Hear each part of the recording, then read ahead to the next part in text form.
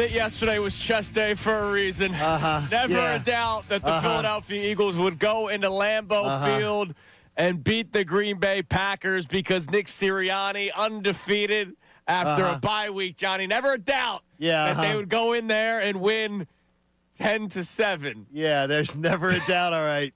10-7. Yeah, never a doubt, all right. That was unbelievable last night. But you know what, though? Bottom line is, Andrew, we are here this morning talking about a win. There is so much to unpack, but that is the right way to start. They won the football game, and oh, by the way, they improved their record to 7-2. Oh, by the way, that puts you right back on top in the NFC playoff picture as the number one seed in the NFC. That right away is very important, especially considering who you're playing next week. I wasn't hiding the fact that I felt very confident about last night during the show yesterday, and I'm not so confident going into this upcoming Sunday against the Detroit Lions. So getting a win yesterday, to me, was very important with my feelings going into Sunday's game.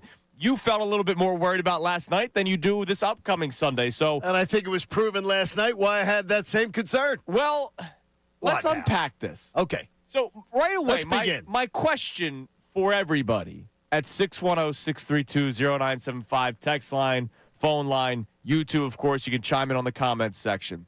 You come away from that game thinking what? So I put my brain, remember that movie Split, where the guy had so many different personalities?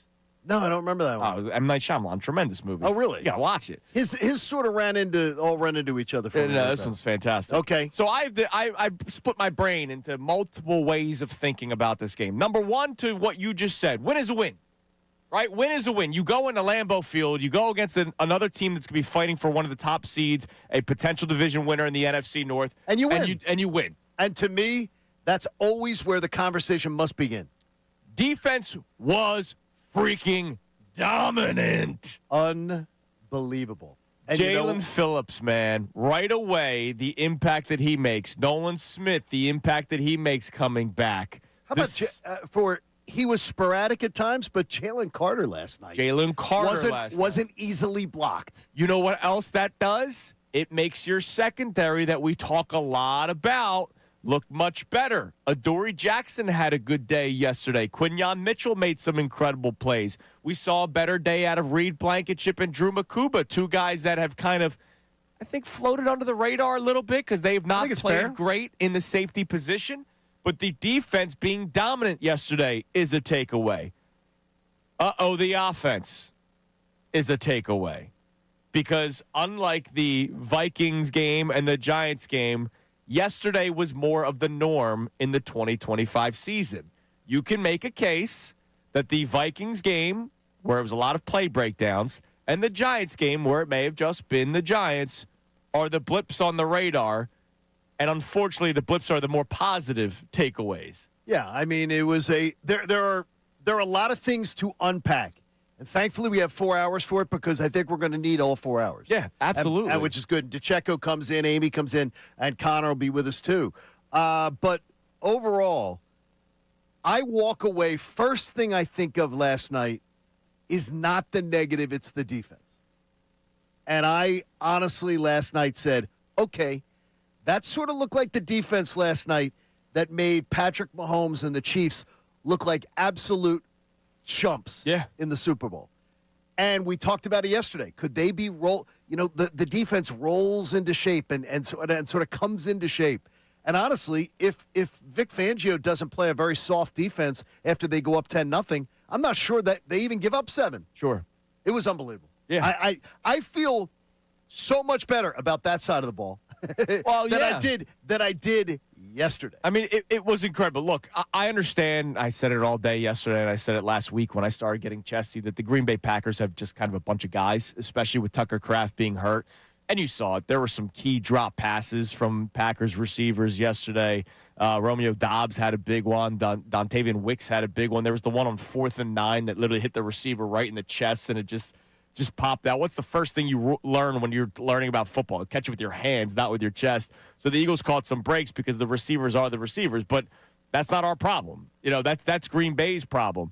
Ultimately, what that Eagles defense did, getting to Jordan Love constantly, whether it was bringing him down for a sack or just moving him off of his spot and not allowing him to be comfortable, and ultimately them only really getting anything when it came to Josh Jacobs. He was the only guy on offense that was a consistent force for Green Bay yesterday. Other than that, you looked around and you saw this Eagles defense flying around the field constantly. It was so much fun to watch because that, to me, if you told me I could pack something for January and this is the team that I'm going to be rooting for and I'm going to watch them try to win a Super Bowl, give me a defense that is impactful and flying all around like they did last night. That, to me, is exactly what I want to see. Makes me feel better about them. Yeah. Because I don't expect the offense to play like that. I don't expect that to be the offense that we're watching all year long. Well, and then that leads to sort of the last split mentality. If I'm going to, I kind of led with the most positive and kind of trailed back. Well, that's where when you're talking about a win on a Monday Night Football game at Lambeau, that's what you should start with. The last one, they can't consistently win that way. They can't. It goes back to last year after the Panthers game when A.J. Brown is asked about things that need to be worked on, and the response was the passing offense. I don't know if this is a Patullo thing. I don't know if this was a Nick Sirianni conservative approach. I don't know if the players just weren't on the same page. Maybe you just give the Packers defense credit. But the way the Eagles offense played yesterday that has to change immediately because you're not going to hold the Detroit Lions to 7 points. You're not going to hold the L.A. Rams in the playoffs to 7 points. That was you can't score 10 points and think that's going to be good enough. That was terrible last night. Yes.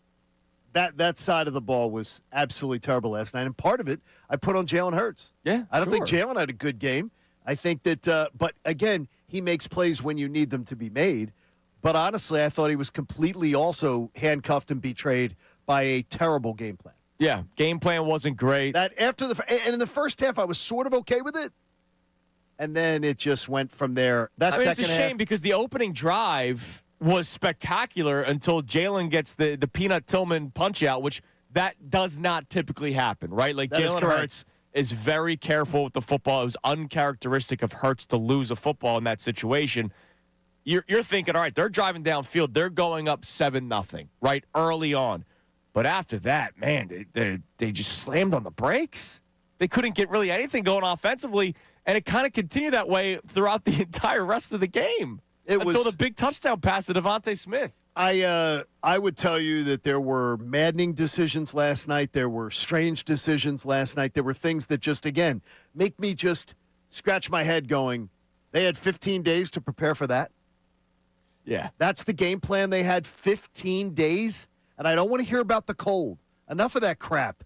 They knew the cold was coming. Yes. There's a 10-day forecast, a 7-day forecast. I don't want to hear about, well, it was cold. Stop. That's terrible, and it gives me all the more fatigue on Kevin Patullo. Yeah, it was a bad day. Look, you look back at the last two games, the Giants, all right, and then the game before. I know there are people within this building that pushed back on the broken down plays that Jalen Hurts and A.J. Brown improvised on and Devontae Smith improvised on. Now, that was real. There was something real to the Minnesota game where the plays broke down. Yesterday, not the best day for the Eagles offense and Kevin Patullo. So that can't continue. But where do you come out from this game at 610-632-0975? Most positive win is a win? The Eagles' dominance? The offense, they can't keep winning this way? What is your reaction after a game like last night? And, of course, your overall reaction to the Eagles win. First game in 15 days. It was just good to see them first and foremost. You can climb in at 610-632-0975. Now, coming up next, I don't want to wait any longer. We got to highlight Jalen Phillips. Jalen Phillips and this new look defense. You saw it right away in just game one when some of these players returned from injury and Phillips here via the trade. Night and day from before the bye. Here from the newest Eagle next. It is Kincade Salciunas, 97.5 The Fanatic.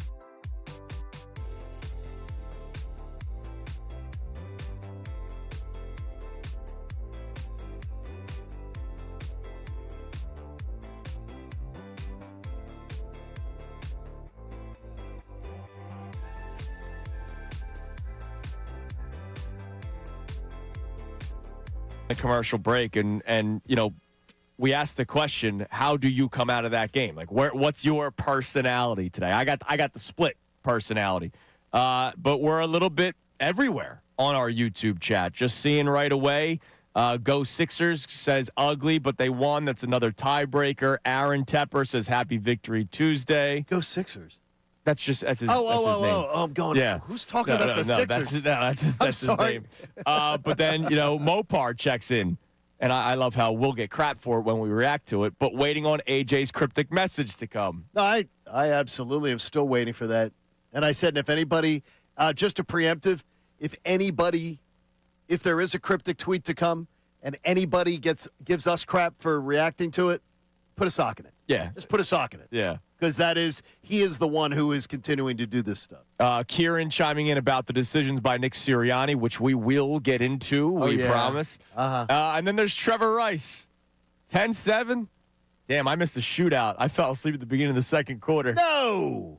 That's all right, man. Really? That's why he listens to the show. But he People fell go asleep. as Scott Masteller tells us, never assume. Not everybody stays up for the entire game. Yeah, that's incredible. Philadelphia Eagles win 10-7 last night, 7-2 record, number 1 seed in the NFC. All right, Jalen Phillips, welcome to Philadelphia. I don't know if anybody expected it to be that good as he was last night, but that dude was an absolute beast all over the field, scoops up the fumble, wreaking havoc around Jordan Love constantly. Didn't finish with a sack, but was around Jordan Love all the time. And even in the run game, he was spectacular against Josh Jacobs. That's a big addition. And, oh, by the way, Nolan Smith returning helps a little bit as well. He had a sack yesterday. It's night and day what the defensive line looks like when Nolan Smith comes back. And when you get, with all due respect to Jalen Hunt, who had a very good game yesterday, when Jalen Hunt doesn't have to play 70% of the snaps, it allows him to fit into a role for a second-year player. I'm not saying he can't become a guy that's a main starter for the Philadelphia Eagles. I just thought it was a little too early coming into this season to say, yeah, that's the guy that we're going to go to battle with for that many snaps, which is why you had to bring in Zadarius Smith, which is why you had to bring back Brandon Graham, and which is why you had to make the trade for Jalen Phillips. But night and day on the defensive line. Here's Jalen Phillips after the game talking to the members of the Philadelphia media. This man is in a much better place now, Johnny. I just felt super grateful. First time in a while that I've gotten a little emotional before a game. Just, obviously this stage and, coming here is my first time at Lambeau, walking out through that tunnel. It doesn't get better than that. So, yeah, I'm definitely grateful. Felt amazing energy from the guys. It was just an air of confidence. And, everybody played together. We had a great game, honestly. It was super gritty. So, yeah, I'm just grateful to be here for sure. I'm just glad I can come in and help the team. Like, my biggest thing coming in, no ego, and just wanted to earn the respect of my teammates and my coaches and the fans and everybody. All I can really do on my end is obviously do my job and know my plays and everything like that, but just play with fanatical effort, and that's what I do, play in and play out. Obviously, it's great to be able to get some production and make big plays for the team. Now, what better stage to do it on? So definitely super grateful. I love this, man. I'll tell you this, there is someone in the Eagles traveling party I had a chance to talk to yesterday. They said, make no mistake about it. This is like an exact quote. Yeah. Make no mistake about it. He is going to do everything he can to get Howie Roseman to keep him here. Oh, okay. He is going to do anything in his power to play for a big winner. And if he's here and he gets to play for a big winning franchise, this is where he's going to want to be. I like that. So, nice. So look, he's singing for his supper. Yeah. And as we talked about, he's got a lot of big games to be able to do it in. Oh, my God, yeah. And last night, wow.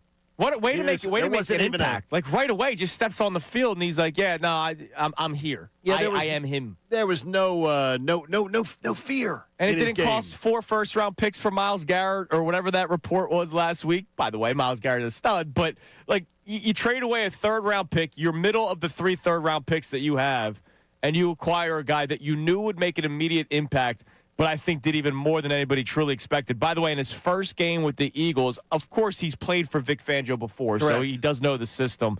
78% of the snaps for Jalen Phillips last night. Jalen Hunt played 63% of the snaps. Jahad Campbell played 50. He was kind of a hybrid role, edge rusher / linebacker at times.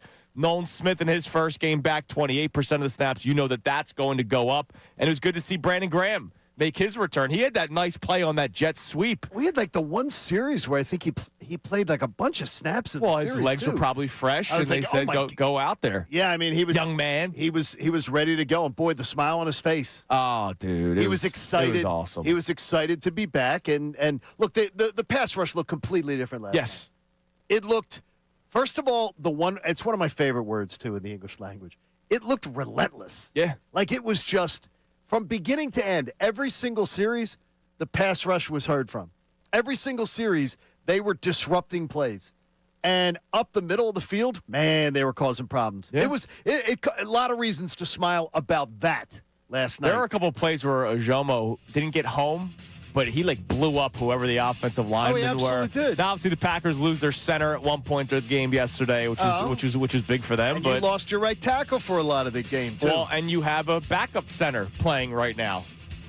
There you go. Excuses go out the window for Green Bay. Amen. All right, coming up next for the first time this season, Nick Sirianni, in my opinion, gave a really real answer after a win about the offense not looking great and not just sugarcoating it and saying, hey, we won the football game. You'll hear from Nick Sirianni coming up next. We'll check our text line early. What is your mindset coming out of that game? Win is a win. Damn, look at that defense. Uh-oh, the offense. They can't win this way. What's your mindset coming after a game like that? When the Eagles win in Lambeau and improve to 7-2, it's Kincade and Salciunas, 97.5 The Fanatic. Now on 97.5 The Fanatic Sports Update. Eagles leave Lambeau with a win. I'm Connor Thomas, and the Eagles found an ugly win in Green Bay last night, taking down the Packers 10-7. Regular barn burner up there in Wisconsin. The offense wasn't very productive all night outside of a 36-yard touchdown pass to Devontae Smith in the fourth quarter, but the defense stepped up big time, including new Eagle Jalen Phillips, who had 8 pressures and a fumble recovery in his debut with the Birds. Nick Sirianni talked after the game about still enjoying the win. Sometimes it's going to look really pretty. Sometimes it's not always going to look pretty in this league. We found a way to win. We'll be very critical. I think sometimes it's like, hey, guys, we got to enjoy these wins. It's hard to come into this place against this team and win a game. But not too long to enjoy it. The Eagles now have a quick turnaround to get ready for another big matchup. The Detroit Lions come to the Lynx Sunday night for another huge game. Sixers play the Celtics tonight at 8 p.m. It's their third time facing Boston already this season. That game you can hear live right here on 97.5 The Fanatic. The Flyers are off until tomorrow night. We're going to talk to Andrew DeCecco at 7:55 for his day after to check in. Amy Fadul joins us for the entire 9 o'clock hour. This update is brought to you by Bradford White Water Heaters. When you need a new water heater, choose one that's built to be the best. Choose Bradford White. I'm Connor Thomas for the home of the Sixers, Flyers, and Union. 97.5 The Fanatic and 97.5thefanatic.com.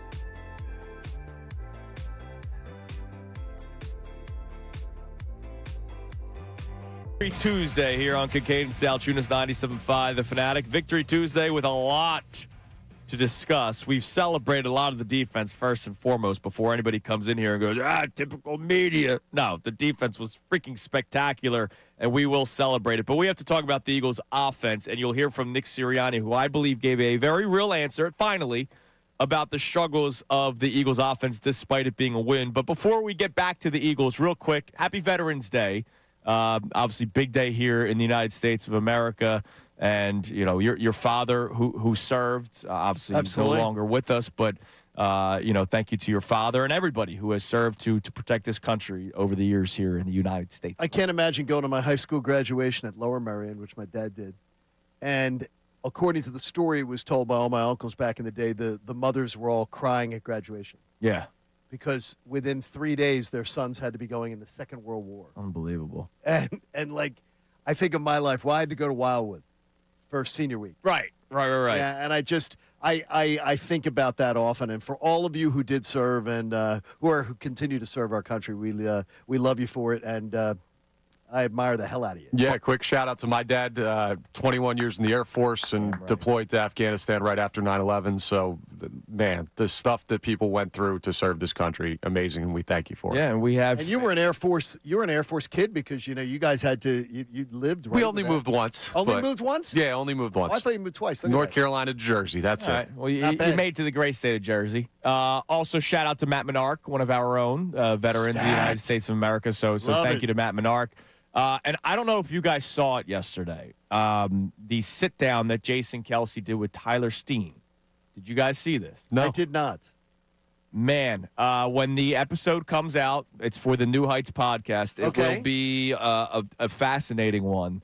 Tyler Steen's grandfather served and lost his life. I believe it was World War II. Okay. Well, you probably time-wise that probably makes sense. And Tyler Steen's father was only 2 years old at the time. Oh boy. And there was a grenade thrown into their bunker. And Tyler Steen's grandfather laid down on it to save his fellow soldiers. And, I can't even imagine. sacrificed his life for 5 other members inside that bunker. And Tyler Steen spoke about it. It will be on the latest New Heights. And I know Wow. Jason Kelce. That's why Jason Kelce got emotional yesterday during the pregame. I did see. I caught some of that. He okay. did. He did. He's saving the full story for the podcast. But Okay, that's crazy. he talked about Tyler Steen's grandfather. Tyler Steen was honoring his grandfather yesterday during Monday Night Football. That level of sacrifice for, Yeah. and So that's incredible. Not trying to bring the mood down, but No, that's. I honestly think that brings the mood up. Yeah, because I think that's a story. There are selfless people in this country. They're still out there. They're Believe still it- out there. believe it or not. Harder to find, but they're out there. Believe it or not. Yes. All right. So yesterday, Nick Sirianni, after the Eagles beat the Green Bay Packers, which, by the way, great win. So Nick Sirianni, at the beginning of his press conference, could not have been more excited for his team, right? And ultimately, they got the job done, and the job was leaving that building with a win. That was the job. You're the 1 seed still in the NFC. The Seahawks are right up there, 7-2 as well. But because of NFC records, you are the number 1 seed. You needed to win last night to keep that. Nick Sirianni, though, eventually was asked about the offensive performance. And I thought this was his first real answer about the struggles that the team has had so far this year offensively. Because last night was not just the one game, right? No. It's been more often than not, we've been talking about the offense struggling the day after an Eagles victory. Here is Nick Sirianni. Sometimes it's going to look really pretty. Sometimes it's not always going to look pretty in this league. We found a way to win. We'll be very critical. We're going to enjoy that. Like, I think sometimes it's like, hey, guys, like, we got to enjoy these wins. It's hard to come into this place against this team, well-coached, good players, and win a game. So we have to enjoy this. But make no mistake about it, like, every one of us is determined to get better and continuing to rise. And so I love that they feel that way. We feel that way. But we're going to enjoy this. I'm going to enjoy this because I know how I feel if I'm in the other end of it. And so I'm going to enjoy this, but, we're very critical of ourselves. You can't get tied up into the result. Obviously, we're here to win games, and obviously we're here and we're paid to win games, and that's our job. And we got to find ways to do that. We scored 10 points. Obviously, that's not enough points tonight. It was, but it will be business as usual when we get back in there. We're happy with the result, but we don't get tied into it. We get tied into our standard, and that's what's so critical, to be able to paint the picture of what the standard looks like, and then be relentless in holding everybody to that standard, including myself and all the coaches and all the players. By the way, I said to you all week long, I kept saying to you, Nick doesn't seem like himself, and then they said last night he was fighting. You were saying fighting. that, yeah. All week long I'm saying to you, he doesn't seem like himself. He's been fighting a little bit of an illness. Nothing like standing in like 15-degree weather to help that illness. Hey, whatever the guy needs. But that was one of the more real answers That from was a real Sirianni. answer. Like, look, we are going to celebrate. And, oh, by the way, what did I complain about earlier this year? I know it sounded like Everything. Yeah, that's true. The getting rid of Victory Monday thing that early on in the season, I thought was one of the dumbest things that Nick Sirianni could do.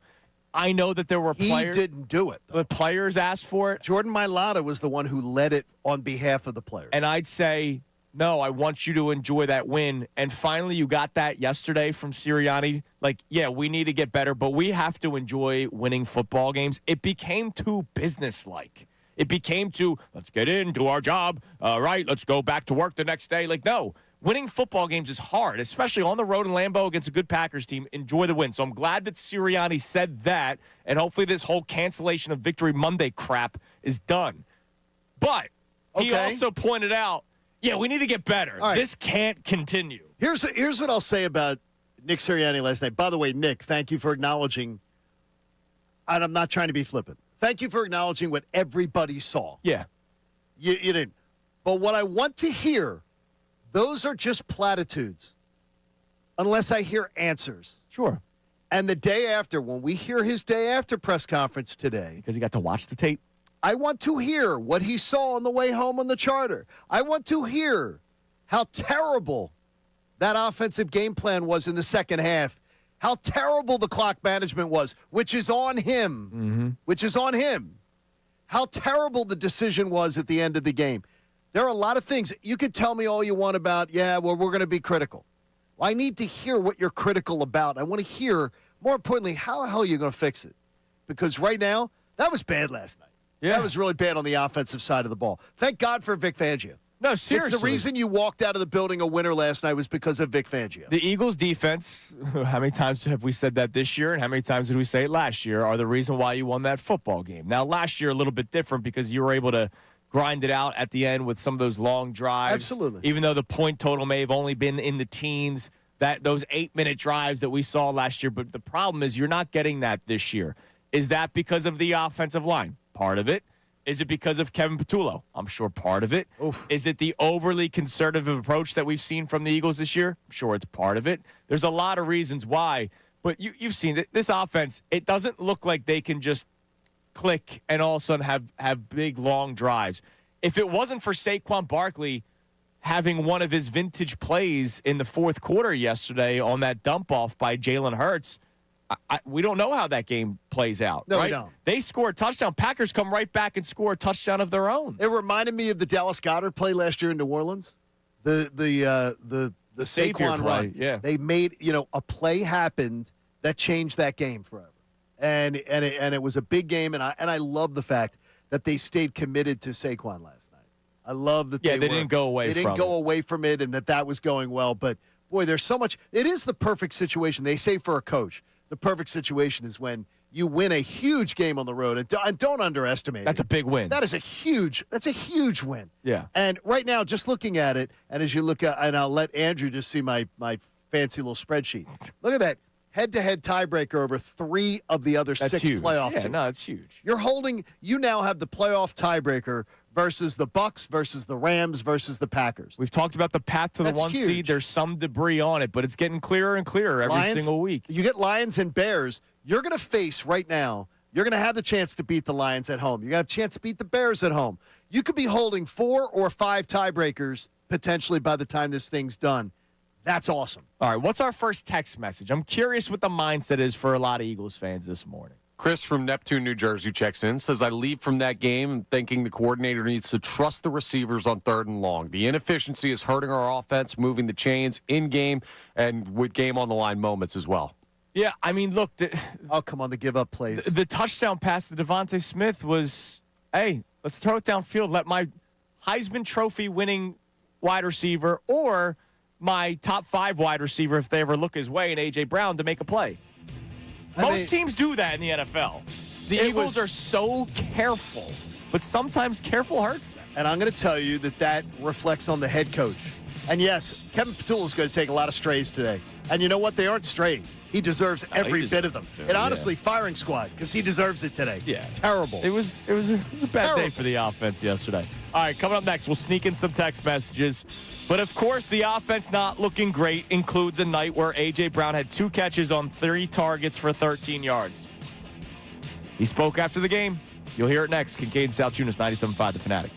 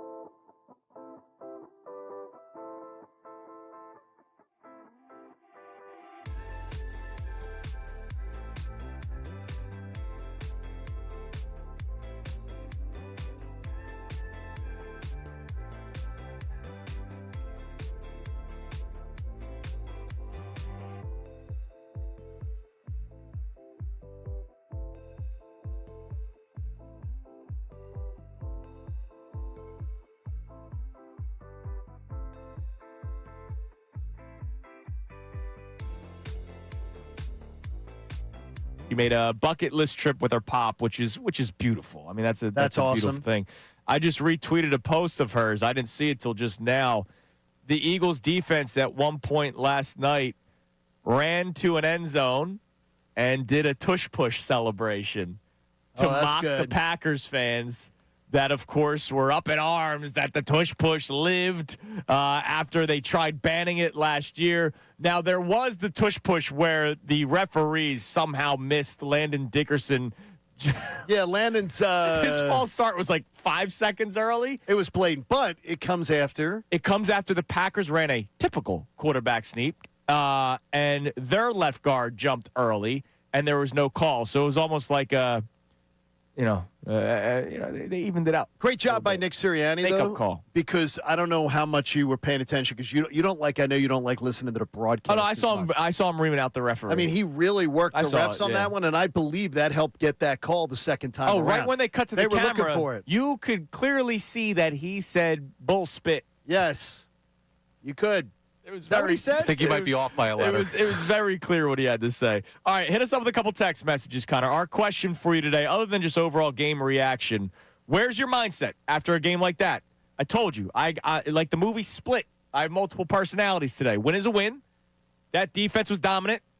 The offense. They can't continue to win this way. I have so many different personalities this morning coming after that game. But I'm curious where majority of Eagles fans are. First and foremost, though, the main mindset is a win, because that is it's got to be, right? That's a great spot to get a win and to stay on top of the NFC. What do we got? This texter checks in, no name, but they say winning in the playoffs is about playing your best football at the end of the season. I refuse to complain while they win and aren't at their best. You beat the Rams, you beat the Bucks, now you beat the Packers. What if the Rams are peaking too early? You have to trust the Eagles can figure it out. Look, so the Eagles win 10-7 last night, right? That's a lot better than another 10-7 finish in Week 10. Yes. Broncos only beat the Raiders 10-7, right? Like, if I'm a Broncos fan, I'm going, really? Like, the Eagles at least played a really good football team. And you're in a place that's incredible, a place that they don't lose. It's only the second time in 12 seasons or 12 seasons that they've lost back-to-back home games. That's it. Yeah, that's and incredible. The Eagles did it to them last time. Right. It's amazing. So first and foremost, a win is a win. But the whole self-scouting thing, right, that Nick Sirianni and the Eagles do, if that was their answer from self-scouting week, we got problems. I understand where the texter's coming from, saying, hey, I'll complain at the end of the season if it's a loss. I'm not going to take wins for granted. I get it. That's a great mindset to have.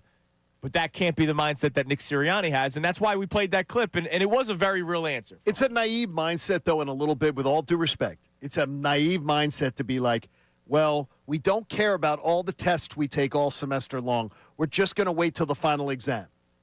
A teacher doesn't do that. A person that's guiding you is just say you're like an apprentice electrician or something like that. That's not how it works. You have to learn along the way. And they're not that was a regression last night. That was a regression. That was bad. Yeah, following those last two games on offense, it was an ugly day. And if that was self-scouting, try again. Yeah. Try again. Well, they don't have any other bye weeks unless they get the 1 seed. That was horrendous. If that was self-scouting, that was horrendous. All right, here's A.J. Brown yesterday. 2 catches on 3 targets for 13 yards. The third target, of course, the wild decision made by Nick Sirianni at the end of the game going forward on 4th down. Here was A.J. Brown with some members of the media outside of his locker. On that Devontae touchdown, did you kind of clear out like the defenders and everything? The safety on my side didn't budge. He was locked in on me, and so it was freed up Devontae. You got me calling him Devontae. Yeah, freed up Smitty. Freed up Smitty on like the street, and he called. He made a play. On Saquon's touchdown, the block you made, or I'm sorry, not his touchdown, on his big run to make that run happen, is that part of your game that you think goes unnoticed at times? I don't know if it goes unnoticed, but, that's a part of, like, my job, so I got to block, and I think, I don't, that's not really, like, something I should be highlighted for. I think that's something Saquon should be, because he made the guy miss and, he went down the sideline, so.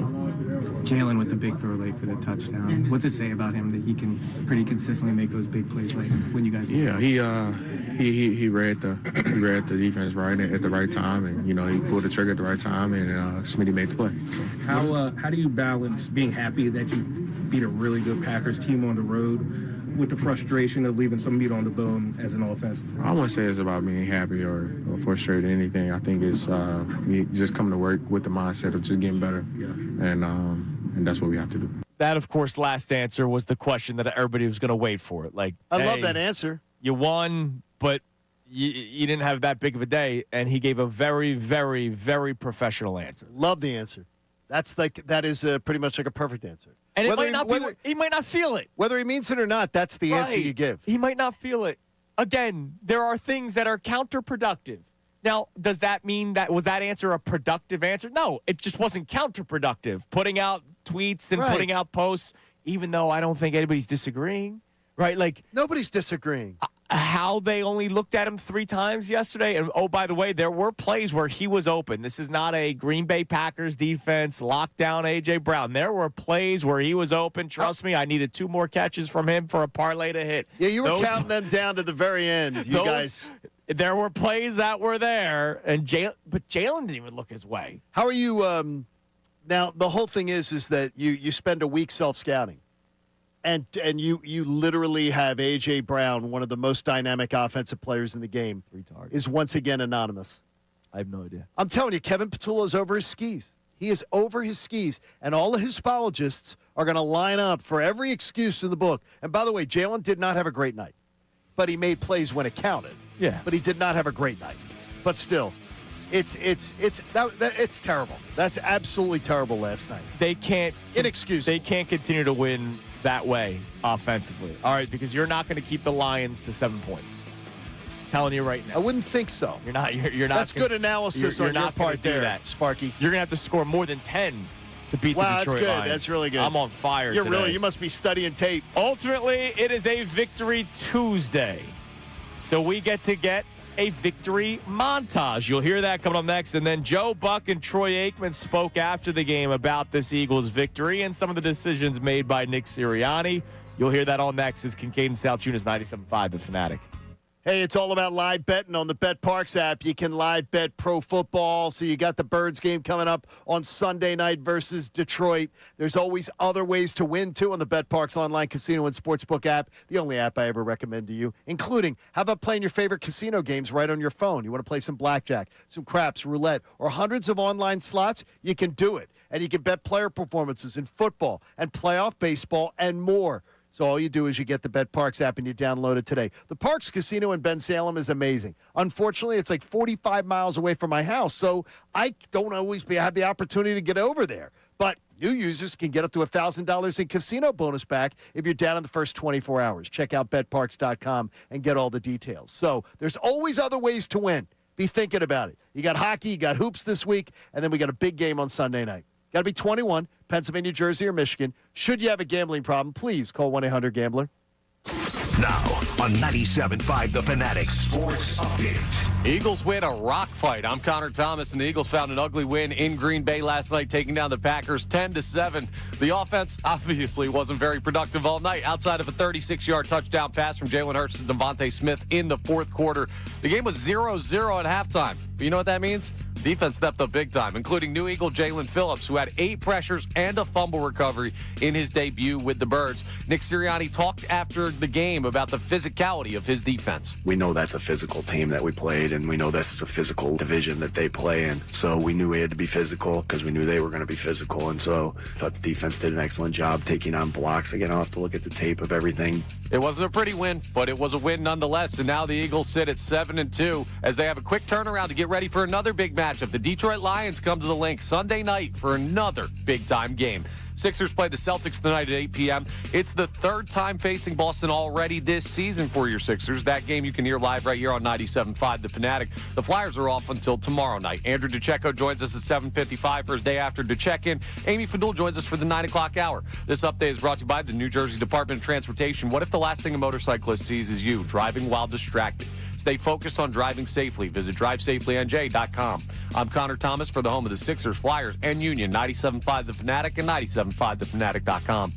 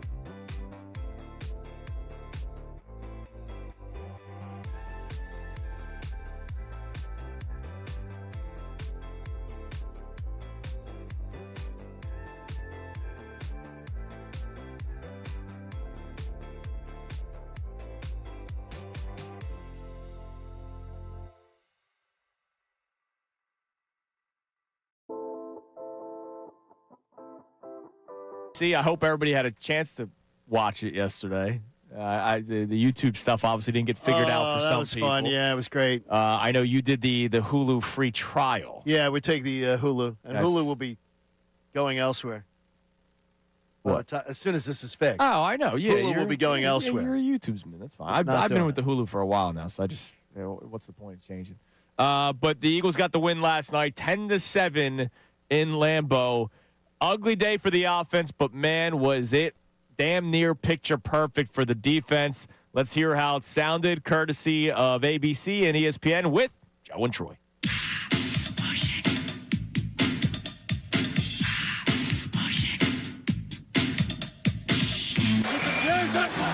First 7 plays, 6 have been runs. Love's in trouble. Down he goes. Thrown to the ground by Jalix Hunt. And that is a big-time loss on second down, a loss of 14 on the sack. Hurt's going to take it. Quarterback run all the way, and he's got a first down. Ball comes out. Keyshawn Nixon has got it for Green Bay. Sean Ryan at center. Blitz. Love in trouble. And able to get rid of the ball. Was it a fumble or a pass? I think it might be a fumble, Joe. His arm was going forward, but the ball might have been out before that even happened. You know, they're still down there trying to sort through it. Front ball. And now each side has a fumble by their quarterback. And the Eagles take over, and Jalen Phillips ends up with a ball, the newest Eagle. I think, in hindsight, it was slow, kind of finding our footing in the game. We found it when we needed to. Brilliant. 7 for 9 on the year, and he is able to knock it through. And the Eagles are on the board first. Happiest guy in that locker room. 3rd down and 7. Has to come out to his left. He finds Barkley. One-on-one and a spin move, and Barkley still rolling. Into Green Bay territory and down near the 36. 31 there, the longest play of the game on either side. Shoulder, pump fake, end zone.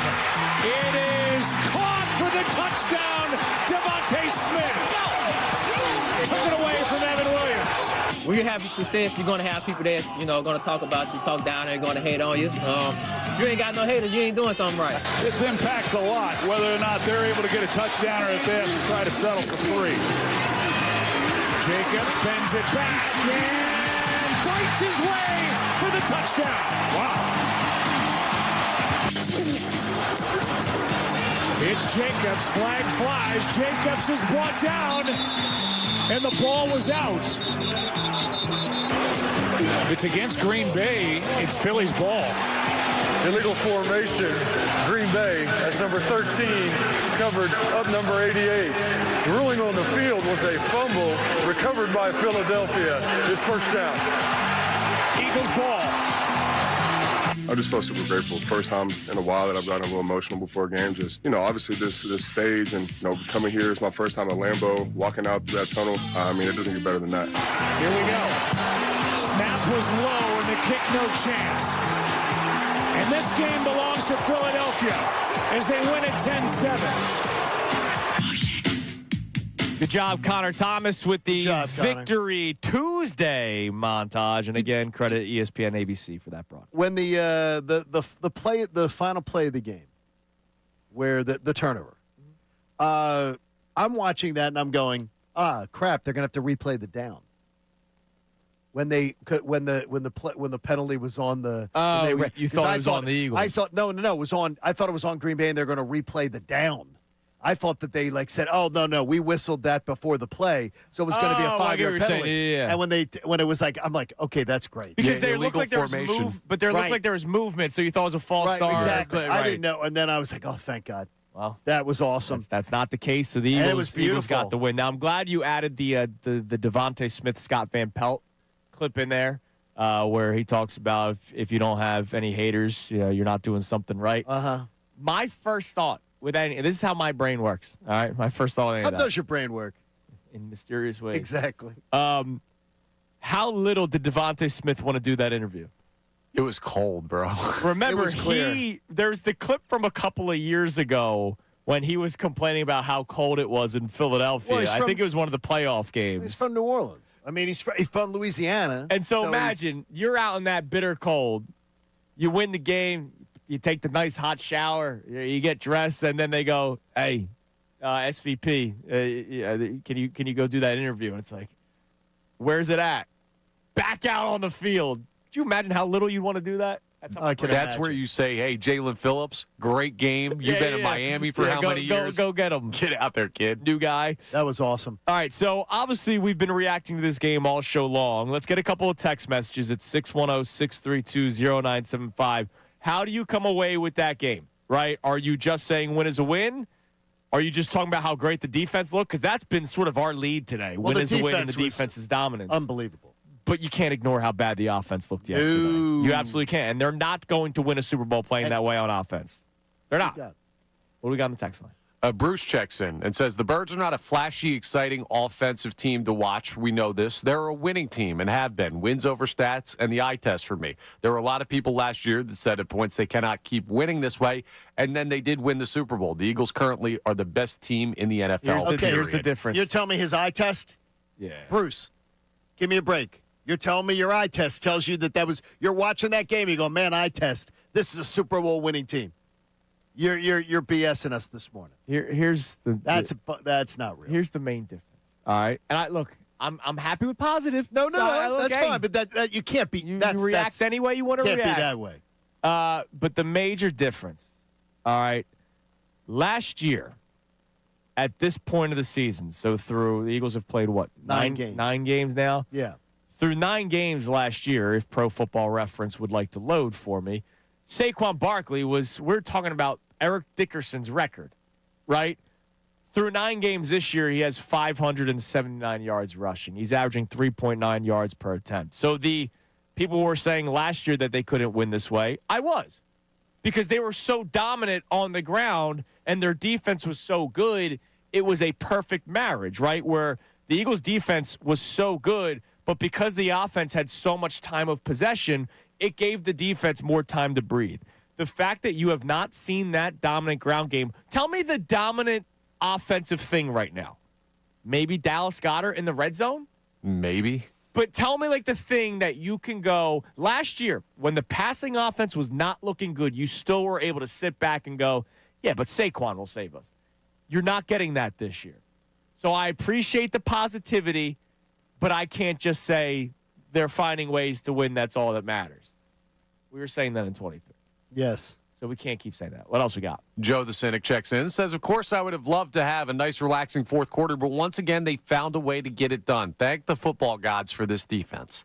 Yeah, I mean, look, the football gods also allowed Saquon or Howie Roseman to trade for Jalen Phillips. Oh, my gosh. For a third-round pick, and you saw how big of a difference that was for the Eagles yesterday. All right, give us another text. I'm surprised. We're largely positive today on the text line. Well, look, I like this. Look, that is a big win last night, okay? And people don't want to come in the next day after a big win. If that was the Panthers, right, or the Browns, we're probably singing a different tune. That's a team that you're going to be fighting for a top seed in the NFC. So I'm not surprised that people are more positive today. Darren in Westchester checks in and says, a win is a win, whether it's by a point or 21, count it. And says, love the show as always. So Okay, thank you, Darren. we absolutely agree with that. A win is a win. And the bottom line is we led with the positive today because I think that's what you got to do when you win. But you can't I can't do head in the sand radio. I can't go, well, yeah, a win is a win. Let's just, they'll figure out this offense. Kevin Patullo has given you every reason to doubt him. Right. Remember, every reason to doubt him. Last year you had Kellen Moore, who was a proven offensive coordinator. Now, do we believe this is all Kevin Patullo? No. It could be Nick Sirianni and what he wants the offense to look like. Absolutely. You mentioned it. Jalen Hurts did not play well yesterday. Jalen Hurts has not been great really the entire season. He's had some very good games like New York and Minnesota, and he's been efficient in other games. That was not a good game last night. Yeah, yesterday was not and an efficient day. You know what's weird is, now look, it's crazy. I can only imagine Micah Parsons charging at me, running full steam, because I guarantee you I'd need Depends undergarments. And but he was rushing throws. I mean, he had like 3 throws that were completely just an easy completion for a first down that he rushed it. I understand why. I get it. You're talking about one of the most dynamic defensive players is getting in your head a little bit. But, look, it didn't result in the turnover. The only turnover, his fumble. We told you yesterday that Saquon Barkley has only surpassed 61 rushing yards twice this season. At this point last year, only one game he didn't have at least 61 rushing yards. He had 991 rushing yards through 9 games. This year, he's only in the 500s. And that's why I can't just go, they're finding ways to win.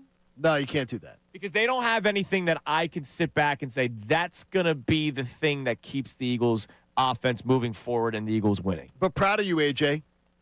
Yeah, proud of you, A.J. Brown, because that's the perfect – that is what a good teammate does. That is a good teammate answer. And whether he feels it or not. And by the way, if he doesn't feel it, you and I, Connor, we're all in agreement, right? We all agree. We totally would understand him having a different answer if he wanted to have it. We have not disagreed with A.J. Brown being down all season long. It's just the way he That's went what about he conducted himself last night like a first-class teammate. And that is the way he's described by a lot of his peers, the way he goes about his business. Right. So that's good news. We'll check some more of our text messages yesterday from yesterday's game coming up next. YouTube's buzzing this morning. I love that. I appreciate it. They're 7-2. Why not buzz? Absolutely. 7-2 top seed in the NFC. Now, coming up next, yesterday, we told you that there would be some players that would have a good game because of vibes and because of fact. Turns out, that's exactly how it played out. It's Kincade Salciunas, 97.5, The Fanatic.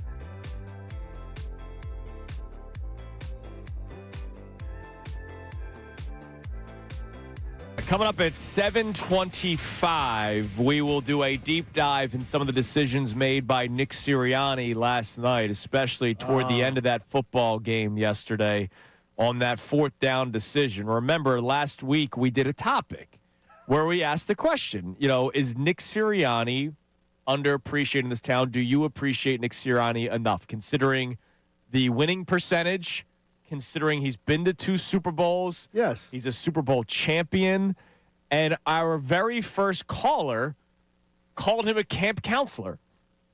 Yes, this morning I look at our YouTube chat. My man 215J Philly calls Sirianni a substitute teacher. Well, what were they doing? How can you come out looking like that after your day off? I don't understand. I got to tell you, though. Yeah, self-scouting week. The self-scouting week was over-talked about. It was over-talked about. Not defensively. Because I don't know. No. Defense. Vic Fangio had a great self-scouting week. I guarantee you this: Vic Fangio is not taking advice on his defense from. Yeah. Here's Nick Sirianni offering him insights. Now, look, they can talk about strategies like how would you try to attack my defense? How would you do that kind of thing? But man, Kevin Patullo, I swear, it's between him and Nick, because I think it's Nick that's keeping the governor on it, like not letting the golf cart go over. Sure, golf cart only can go a certain amount of miles an hour. I think Nick Sirianni's the one that's making it a conservative offense.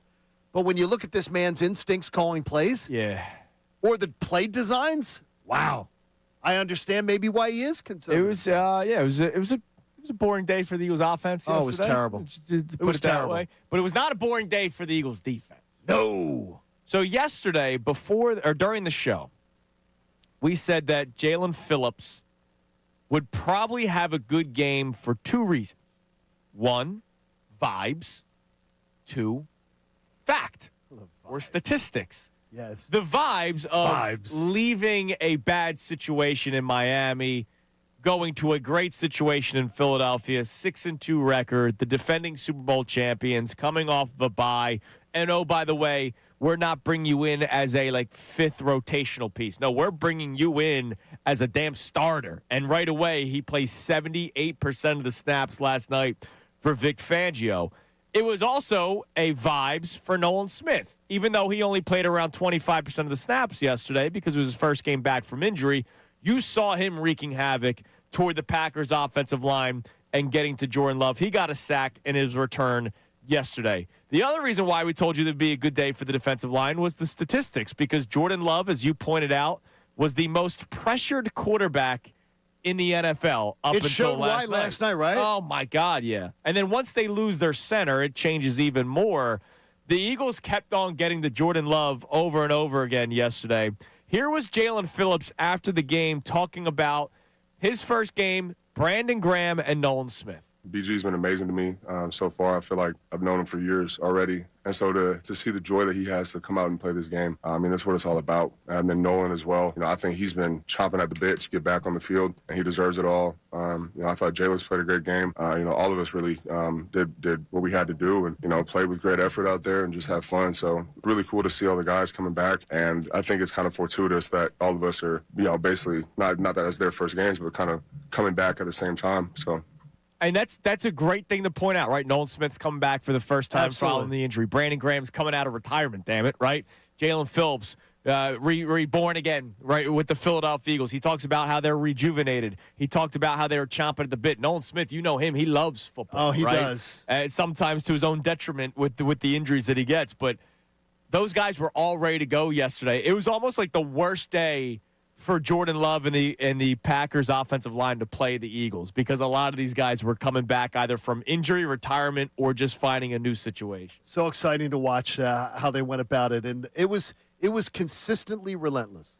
They were in their kitchen all night long. It was amazing. Wonderful. Man. Amazing. You can text in 610-632-0975. You can also call in. Let's go to Brian, who's in Dallas. What's up, Brian? You're on the Fanatic.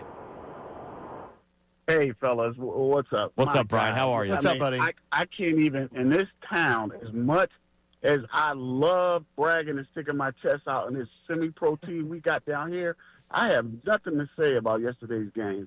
That was the most underwhelming win I think I've experienced in my entire life as an Eagles fan, and I'm 56.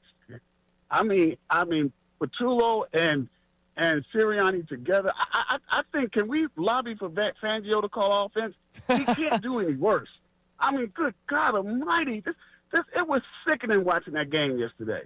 It was. I mean, I don't know what Patullo was looking at. I don't know. I think he's just looking at the sheet, just calling the play, just throwing it out there. There was no continuity, no chemistry. It was just so flat. It was bad. Yeah, I don't know how self-scouting week can only land 3 targets for A.J. Brown and 2 receptions. I don't get it. That was terrible. But I would imagine you feel good about the defense this morning.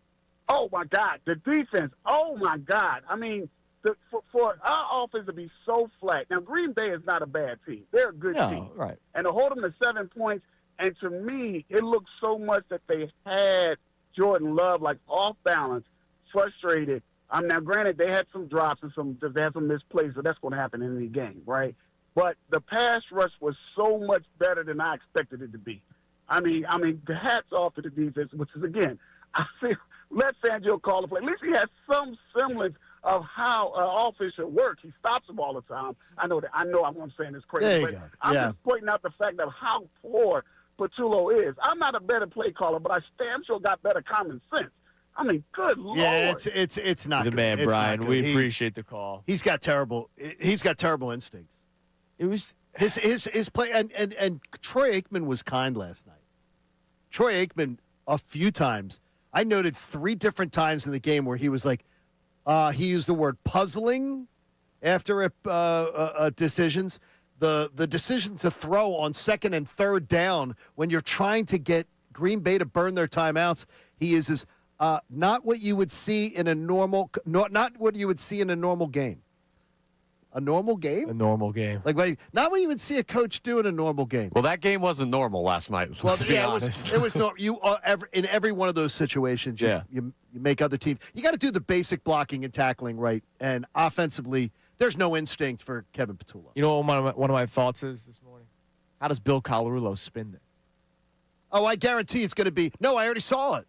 Well, coming up next. I already saw you didn't see the tweet?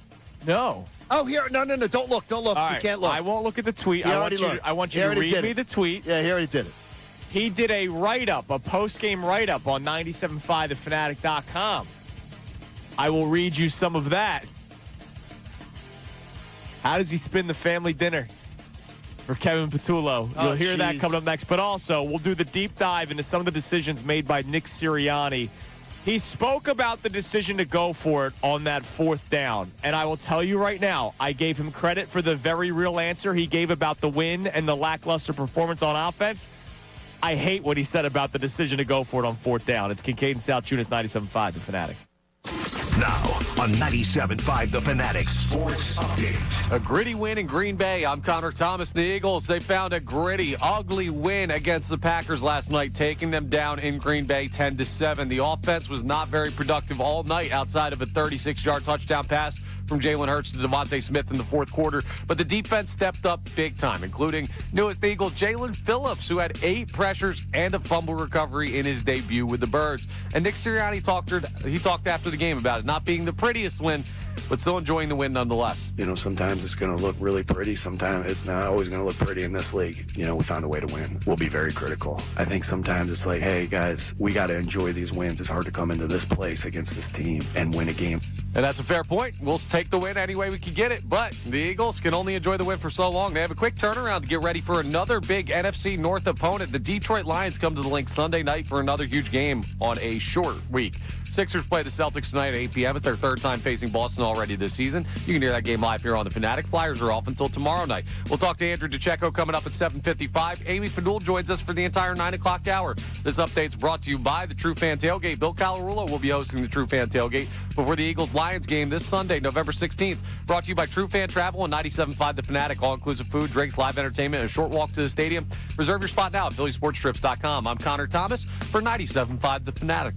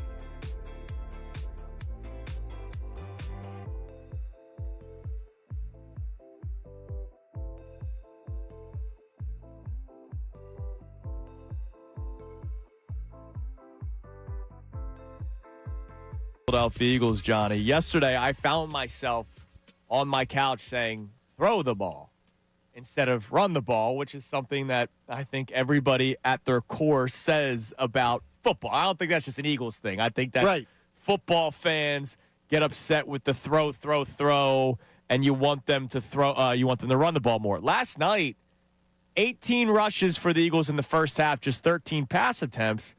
And, I thought there were plays there downfield to be made. Now, that, again, falls on Jalen Hurts. He himself was not necessarily having a good game yesterday.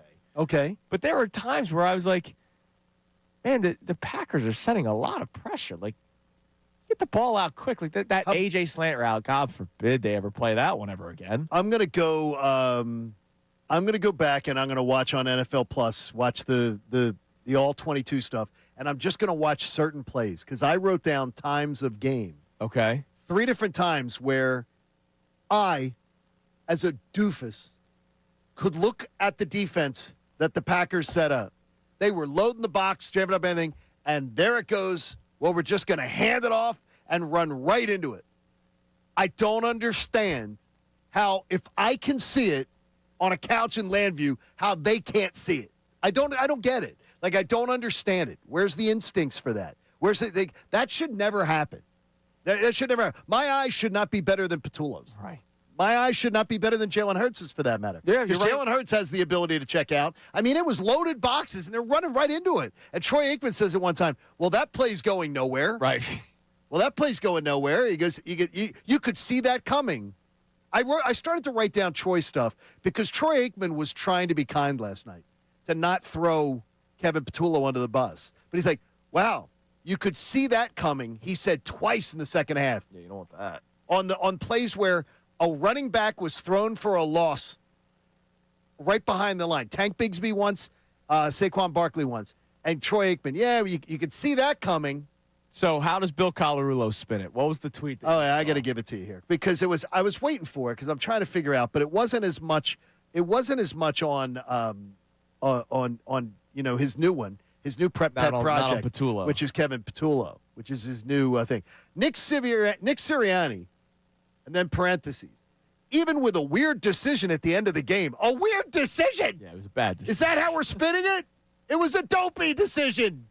And then he puts the record. He just starts listing off the record, which is absolutely amazing. He goes, frustrating at times, but wins. Yes. Okay. We get it. That's fine. But the thing is, at this point in his coaching career, crap what happened at the end of the game should never happen. That should never happen. There's zero reason why you are not making a team burn timeouts. Like, how do you not understand? It's football 101. Yeah. And you're throwing on second down and throwing on third down, and then the ridiculous decision to throw it downfield on fourth down and to try to, I don't know what they're thinking. Bill don't get Colarulo on 97.5 thefanatic.com. It was a very frustrating performance coming out of a bye week and 15 days between games, you think? And there's plenty of blame to go around. Let's start with Kevin Petullo and Nick Sirianni. Their conservative play calling is nothing new. In fact, Sirianni has coached this way for 2 years now. Extremely risk-averse, sometimes to a fault, because he is so focused on winning the turnover battle. The Eagles conceded several third and long plays tonight with runs or short throws, but it was Sirianni's clock management at the end of the game that was the most puzzling, and then he wrote about it. So let's talk about the confusing decision by Nick Sirianni at the end of the game. So it was 4th and 6th, and there's a little over 30 seconds left in the game. All right? Well, you're at the 35-yard line in Green Bay territory. They have no timeouts left. Now it's 4th down. If you kick a field goal, and I know it would be a tough field goal because they're going into the wind. And I'm not doing that, by the way. No. Nope, I wasn't either. All of us are all on the same page. I was not. None of us are advocating for a field goal at all. All I'm trying to do is pin them back as far as possible. And Mann didn't have his best night. He had 2 shanks. Yes. But still, though, you got to trust him to make a punt at that point. Because here's the deal. If you're going for it, this is where, like, the analytics stuff drives me up a wall sometimes. There's never the mindset of what if it doesn't work. Right? Like, no, the analytics doesn't tell you the numbers tell me what I should do, but the numbers don't tell you, well, what if it doesn't work? So if you complete the pass, Game over. Analytics does not tell you to throw a pass there. Analytics does not tell you to throw a pass 40 yards down the field. Right. That is absolute. There's no analytics that would tell you that. There's no peewee coach. The Marple Junior Tigers, the St. Annie Spartans, wouldn't have a father on the sideline that would say that's the smart play. Right. If a kid could chuck it 40 yards. That'd be impressive. Let's get him to O'Hara. So they throw the ball downfield. It's incomplete. And now, in today's NFL, where guys are bombing it from 60 yards, they need like 15, 20-yard completion. It's like, what are they doing? Which they got. It's like, what are they doing there? Now, and more importantly, too, though, you missed it a little bit. Remember, there was the throw on second down and the throw on third down that didn't make them burn a timeout either. Yep. That could have burned more clock. Sure. It's maddening. So it's here's Nick Sirianni after the game, and I'm going to tell you right now, we have been crediting Nick Sirianni for his reasoning and explanation a lot since really midway last year. This answer I completely hated. We made the decision to go for it in that one. Don't regret that at all. Wanted to be able to end the game. Played in, we didn't work. It didn't work this time. Sometimes that happens, and but I got a lot of faith in sending those guys back out there in those scenarios. I had a very similar one, that we're all high-fiving about against Cleveland last year, right? Very similar, that we went vertical on and Jalen made a great play. Didn't work this time. Had a, in a 4-minute mode, kind of similar-ish to the Minnesota game. So, when they work, we're high-fiving. When they don't work, you're going to go back and say, hey, was this the best thing that we should have done in this particular case? All right, that last clip right there. He's full of it. If it doesn't work, we'll look back and see if it was the right decision. No, you should know before calling the play, is this the right decision, yes or no, regardless of the result, all right? Let's say I drove into work today looking at my phone the entire time, right? Okay, that would be reckless. Didn't put it down once. I was staring at my phone. I do this drive every single day. I know how to get here. So I'm staring at my phone the entire time. I got here safely. I got here to work. I did not create. I don't know how you did it. I did not cause any accidents. I did not run any red lights. Everything went smooth. I got to work on time and safely. Was that the right decision? No, it was not. No? It's still stupid. And so saying when it works, we give each other high fives, but if it doesn't, we'll go back and see if it's the right decision. No, you have to decide right away, is this the smart decision? And it was not. And here's where I'm going to tell you, Nick Sirianni, some of your lapdogs locally are just going to say, see, Nick won the game. He was right. Nick didn't go for it in that. There was no situation like that in the Cleveland game last year. Did you go back and look at it? I did. No. I did when I heard it. That's one of the things this morning. When I heard that clip, I wanted to go back and look. There was no such situation last year against Cleveland. None. I'm looking at the end of the game when they ran out the time with 3 minutes and 54 seconds to go, up by 4. At no point did they get that. They had a 2nd and 6. They had a 3rd and 2. They had a 1st and 10. They had a 2nd and 9. They had a 1st and 10. They had a 2nd and 11. They had a 1st and 10. They had a 2nd and 11. They had a 3rd and 12 at the end of the game where they knelt down. There was no situation like that. Okay. And but Connor, it matters. No, hang on. It matters the thought process. If the guy who's sick that just came off a Monday Night Football victory in Green Bay in a different time zone forgot what game it was. But they didn't do that. There's no game. Tell me the game when they did it. The point is, it was stupid whether they had done it before or not. No, but you can't give examples and say, well, when we did it, everybody was high-fiving. Right. We didn't do that. It never happened. So he makes up a fake example of when it worked. When it didn't work, there was no such example. I mean, all it takes is just the head coach. If you're going to explain to me some Scooby-Doo scenario where you somehow try to make it that you were doing the right thing there, which you weren't, and nobody – Troy Aikman was dumbfounded on that broadcast. After the game, this was Joe and Troy doing their sort of post-game commentary for ESPN Overnight Radio. Here they were talking about the decision to go for it. You go for it on 4th down, and I couldn't believe they snapped it, and you hand Green Bay an opportunity. I'm curious what you all think of it now. Yeah, I mean, we're always questioning stuff like that up here, but we're still talking about it here during the commercial when we threw it to you and you take over. We're still talking about it, just kind of surprising. But they end up getting away with it. But to throw that pass downfield, they could have punted, even booming it out of the back of the end zone. It's 15 more yards of field position. It surprised us, and it gave Green Bay a chance, but they couldn't do anything with it. Yeah. You remember the Jalen Hurts pass to A.J. Brown that he's talking about? And, Connor, you were there for it. Minnesota, yeah. That's the other example he gave. Remember that play? It was a great throw. Yeah. Great throw, great take. That was 3rd and 9. It was not 4th down. Yeah. It was not that situation. So the coach is literally making up examples in his head, or, scarily, he thinks it actually happened. He never did that. That never existed. That was a 3rd and 9 pass to A.J. Brown. It was a great pass. Yeah. Look, he didn't do it in that situation. He's trying to excuse me. The situation is what really matters when it comes to this discussion. You're right around midfield. And you're up by 3. And a field goal ties it because that's all that the Packers need. And, oh, by the way, they were able to set up a field goal. Now, look, it was a tough kick. 64 yards in Lambeau Field's not going to necessarily work most of the time. But you never – again, analytics doesn't take into account what if it doesn't work. No. And that's my problem with a lot of coaches. Not just a Sirianni thing. Coaches in the NFL. Like the guys that go for it for 2, and then all of a sudden they're down 15 instead of 14. And it's like, why did you do that? Just hurt your team's chances. The teams that Doug Peterson went for 2. They didn't get it, so now they're down 9. It's a 2-score game instead of a 1-score game. Sometimes analytics doesn't take into account what if it doesn't go right. The Eagles got the win. Yeah, let's just use real examples if we're going to use them, Coach. All right, coming up next, do we have a new number 1? It's Kincade and Salciunas, 97.5 The Fanatic.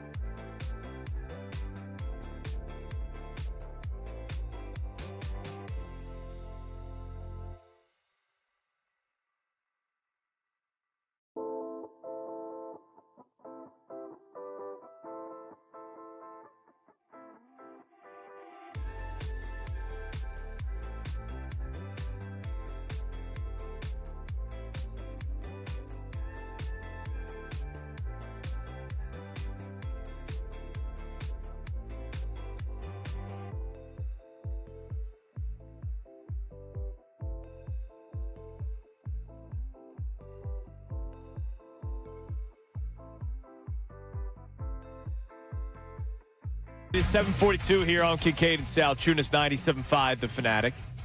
Now, real quick, the decision to go for it. We all agreed that kicking the field goal we would not have done. No shot. None of us say kick the field goal. None of us. My only question, and again, I agree, but I always like to try to think. Okay. Right? Sometimes it's a dangerous thing for me to do. Keep trying, brother. You'll find it one day. Isn't kicking the field goal almost the exact same risk of taking a shot downfield? Because if you don't convert, it's at the same. That's the Packers get the ball where the play was. No. They get 7 more yards, don't they? Because don't you get it from where you? No, you get it from the spot of the line of scrimmage. Just line of scrimmage. So I thought you got it at the spot of the ball. That long of a kick in that cold of weather is going to be a really low trajectory. At least with the offense and Jalen Hurts having the ball in his hands, you know he's going to take care of it and get it out. If you get that block, they're going the other way for 6. Yeah, but what if Hurts gets sacked, blinds, Then he goes down and protects the football. At least you can do that. It's too much a fumble yesterday. It's too much risk to. Yeah, we saw him lose a fumble in the open field fighting for more yardage. I'm just saying, it ended up being the same result, there's right? no excuse the for it. Packers got the ball at that spot of the field, whether you kick the field goal or now. I wouldn't have done it because of the conditions. It would still be more risky to kick the field goal in that spot. More can go wrong with I just the field wouldn't have goal. taken a shot down. But there is no football spin that tells you the decision that Nick Sirianni and Kevin Petullo made was a smart one. Yeah. None. There was nothing to do that. And the decision, the play that they dialed up was even worse. Well, if they dialed that up play is connected at times this year. Yeah, but if you the percentage of that play working, where you're talking all you needed was 7 yards. I guarantee you, the playbook has 15 plays, 20 plays for a 3rd and 8, 3rd and 7, or 4th and 7, 4th and 8 that you could try to complete. Trying to complete it down the field on a windy night in that situation is not a high percentage play either. No, it's if not. you're going to do something dopey like that. Right. Maybe the thought is if you are going to turn the ball over on that throw, you'd rather it be downfield, arm punt type of because stuff. But they're not going to catch it. This is a punt. Well, they're not going to catch. The guy's not going to catch it. The guy might make a play for the ball. I guarantee you, before that play, they're thinking if he's a smart football player, they know in their head, don't give up the yardage. Knock it down. That is a knock. That's a knock it down play. You tell a corner that with A.J. Brown trying to go up over top of you, they're going to try and make a play. All right, going to the break, I asked, do we even do number one? We'll get to the text line here momentarily. Is Devontae Smith now the number one receiver? He's fantastic.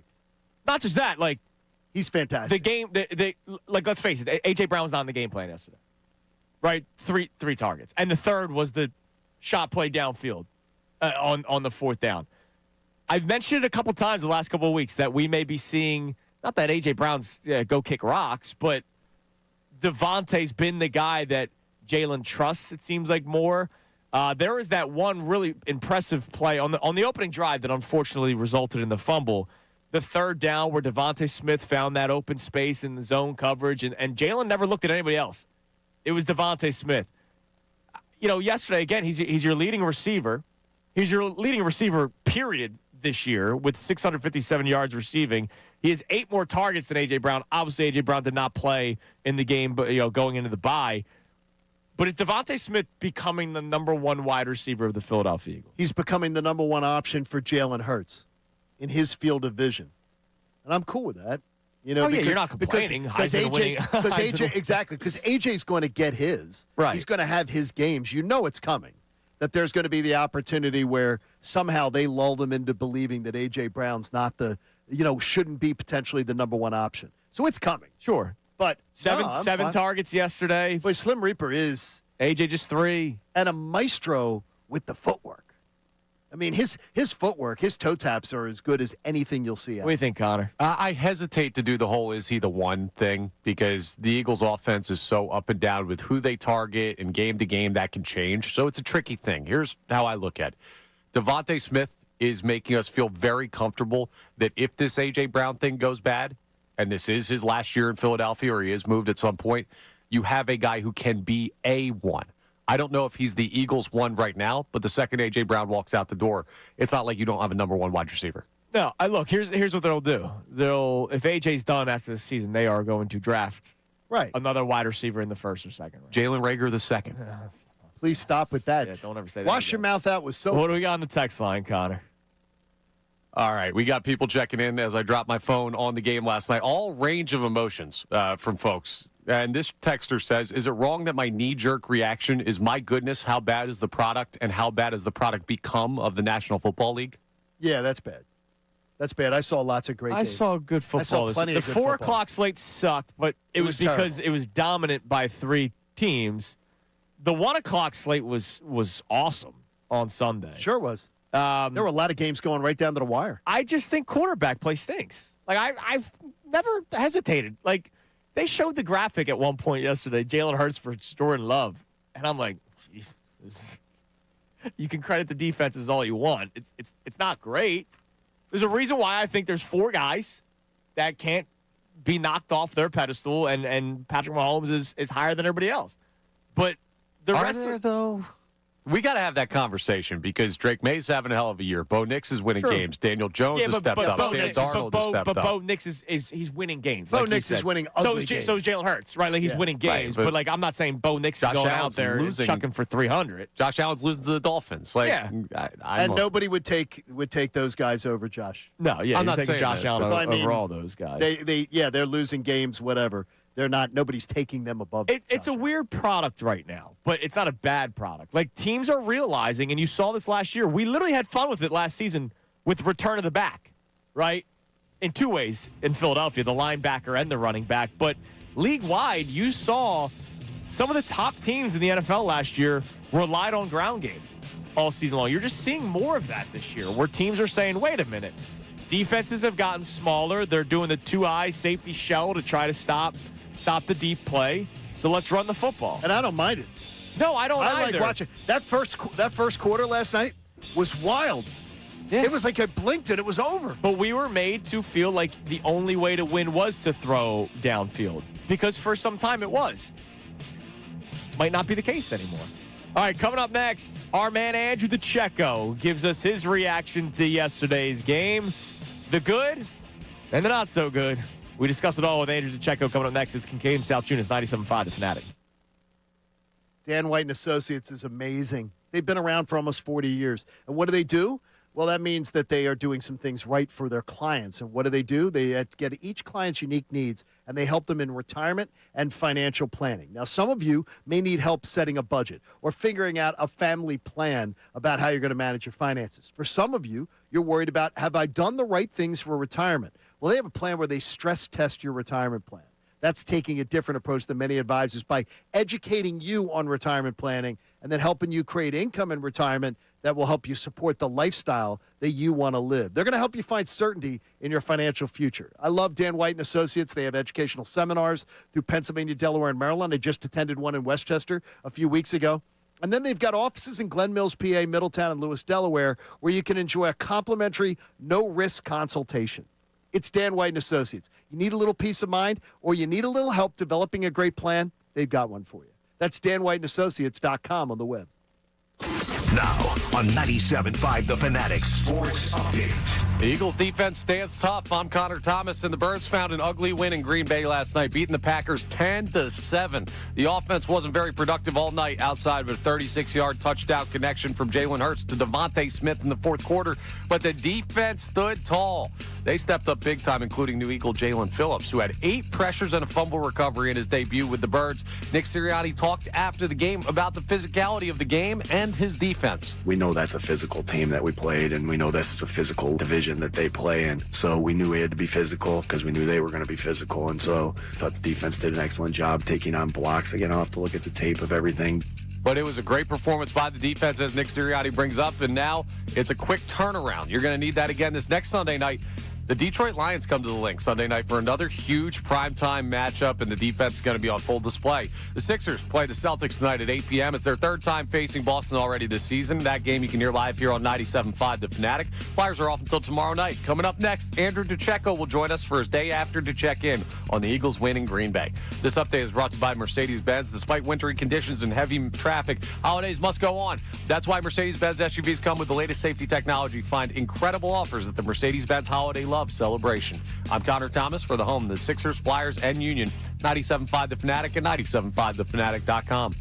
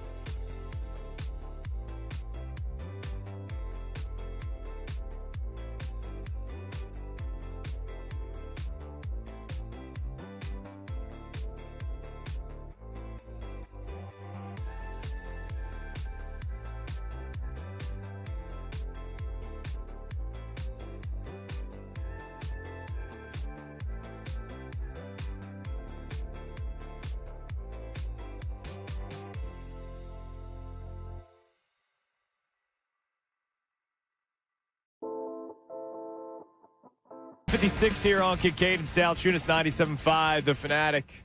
And joining us now on the Comcast Business Hotline every day in business, a big day. Let Comcast Business help you move forward with what's next. As you're listening to Kincade and Salciunas 97.5, The Fanatic, WPEN, HD1, Burlington, Philadelphia, a Beasley Media Group station broadcasting live from the Comcast Business Studio, powering possibilities. The Eagles get the win in Lambeau last night, 10-7, putting them back on top of the NFC, once again jumping the Seattle Seahawks as the 1 seed in the NFC. So a win is very important, but there are a lot of things to unpack from yesterday's game, which is why we always turn to this man after a Birds game from Inside the Birds and 97.5 The Fanatic. And check out his podcast, Birds Buzz, on 97.5thefanatic.com. It's tremendous.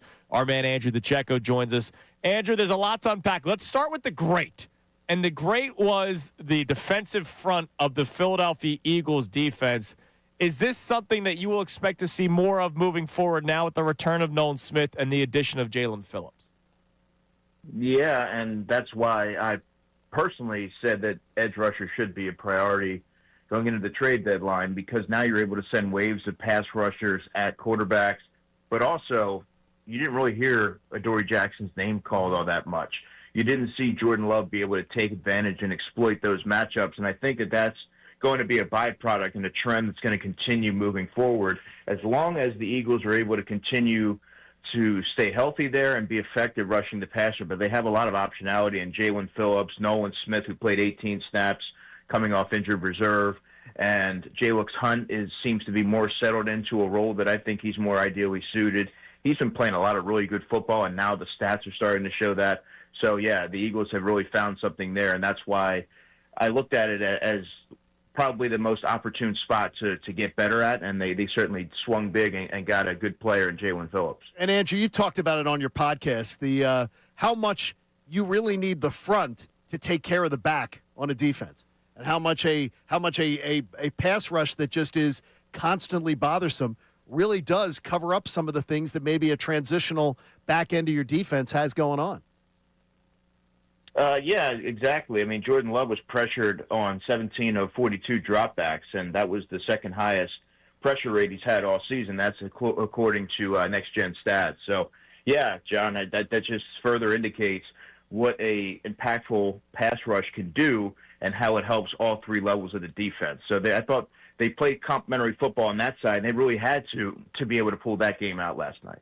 Well, Andrew, let's move on from the great, which was the pass rush, to the not so great, which was the Eagles offense. Rough day for the Eagles offense. I know they got the win. It's great. Nick Sirianni actually gave probably one of his best answers afterward, talking about how they can't just rely or just focus on the result. It's how they got there, and it needs to get better. What went wrong for the Eagles offensively, in your opinion, yesterday? Well, there was more self-inflicted wounds. Jordan Mailata was penalized twice, for example. Brett Toth had a holding penalty. They weren't executing, and I thought that they got far too conservative after a couple of games previously where they were the aggressor. They were in the red zone even. They were innovative. They were creative. And I thought even in this game, it was surprising to see such a conservative approach. And in their red zone, they were going into this game 17 of 20 in the red zone. And in this game, they seemed to be okay settling for the field goal. Now, I'm sure those self-inflicted wounds and maybe even the conditions and the way that the Packers were playing maybe instilled in Nick Sirianni's mind, let's just get points because we may not need that many points in this game to be able to pull this one out. But I thought that there was also some poor throws in this game. I look at the one that was nearly picked off, that could have been picked off to Jahan Dotson along the sideline. The one that's most egregious is the one to Grant Calcaterra that if it's thrown on the money and on time, it's probably a touchdown. So I didn't think it was a great game from Jalen. Again, he did enough in this game, that 36-yard touchdown to Devontae Smith, to play his part in helping the Eagles improve to 7-2. But he'll even tell you that was far from his best game. And so I think you can look at execution, you could look at conservative play calling, and I think that all contributed to the Eagles having sort of a lackluster performance on that side of the ball. I found it baffling, Andrew, that after a week of self-scouting, that's what the offensive game plan was. That it just seemed like, because we had just seen them sort of raise the veil over their own eyes that, hey, we can get a little more aggressive. We can be a little more freewheeling. And last night they reverted to the almost, I don't want to say the word scared, but really ultra-conservative game plan that was even baffling a Hall of Fame quarterback in Troy Aikman through most of the broadcast. Yeah, I would have liked to have seen them push the ball down the field a little bit more. But there were instances where plays were there to be made in the passing game and they weren't. They tried to run the football with Saquon Barkley 22 times. Saquon carried for 60 yards, I believe, and there just wasn't a whole lot there, but they stayed committed to it. It was a sloppy game. It was one of those knockdown, drag-out type of games, but the Eagles have proven that they can win pretty when they can win ugly too. And they'll learn from that game. There's certainly no one there is going to be satisfied with that performance. They're going to take some things from that game that you can learn and build from, and they're going to have to, and they know that that's not going to be a good enough performance to beat a team maybe like the Lions, who are coming to Lincoln Financial Field next weekend. But it's a win. It wasn't pretty again, but they'll learn from it. So my question is, at what point do we start maybe thinking that that's more of the norm, though? Right? Like, you had your great first half against the Bucs, bad second half. You had your horrible first half against the Rams, but the great second half. We thought maybe there was a turn after the Minnesota game and the Giants game before the bye, and then you kind of went right back to it. It almost seems like, Andrew, that the Vikings and Giants games were the blips on the radar, and the norm is more so the head-scratching offensive performances by the Eagles. I don't necessarily agree with that, because you can pick out certain points in most every game this season that there have been bright spots. Now, consistency, now you might have something there, because they really haven't been able to put together 4 complete quarters of offense. And there's been times where they're aggressive and then times where they pull back and they're a little bit more passive. But in the red zone, they've been super efficient. Maybe not the case last night, but leading up to it through the first 8 games, they've been really creative and efficient, particularly with how they utilize Dallas Goedert. And I do believe that they found something there in unlocking the run game in the Giants. And you can say it was just the Giants, but I think that they have some things that they can do, and they're staying committed to it. I think you could look at most teams this season, and you can pick out quarters where they flourished and quarters where they haven't. They need to be able to put together 4 complete quarters. That's something that I've talked a lot to you guys about, but I don't necessarily know that that's who this team is, that they're a sporadic offensive team. They continue to get better, and that's what you want to do at this stage of the season. This game is something that you almost take a little bit of a step back, even in a win. But I certainly think that they are a team that's more reminiscent of what they were able to do against the Giants and the Vikings. I can't understand the decision at the end of the game to go for the bomb pass on 4th down, and then Nick Sirianni after the game uses 2 examples. He goes, well, we did it against Cleveland last year. We did it against the Vikings, and everybody loved it. And, in fact, in both of those games, they didn't do that.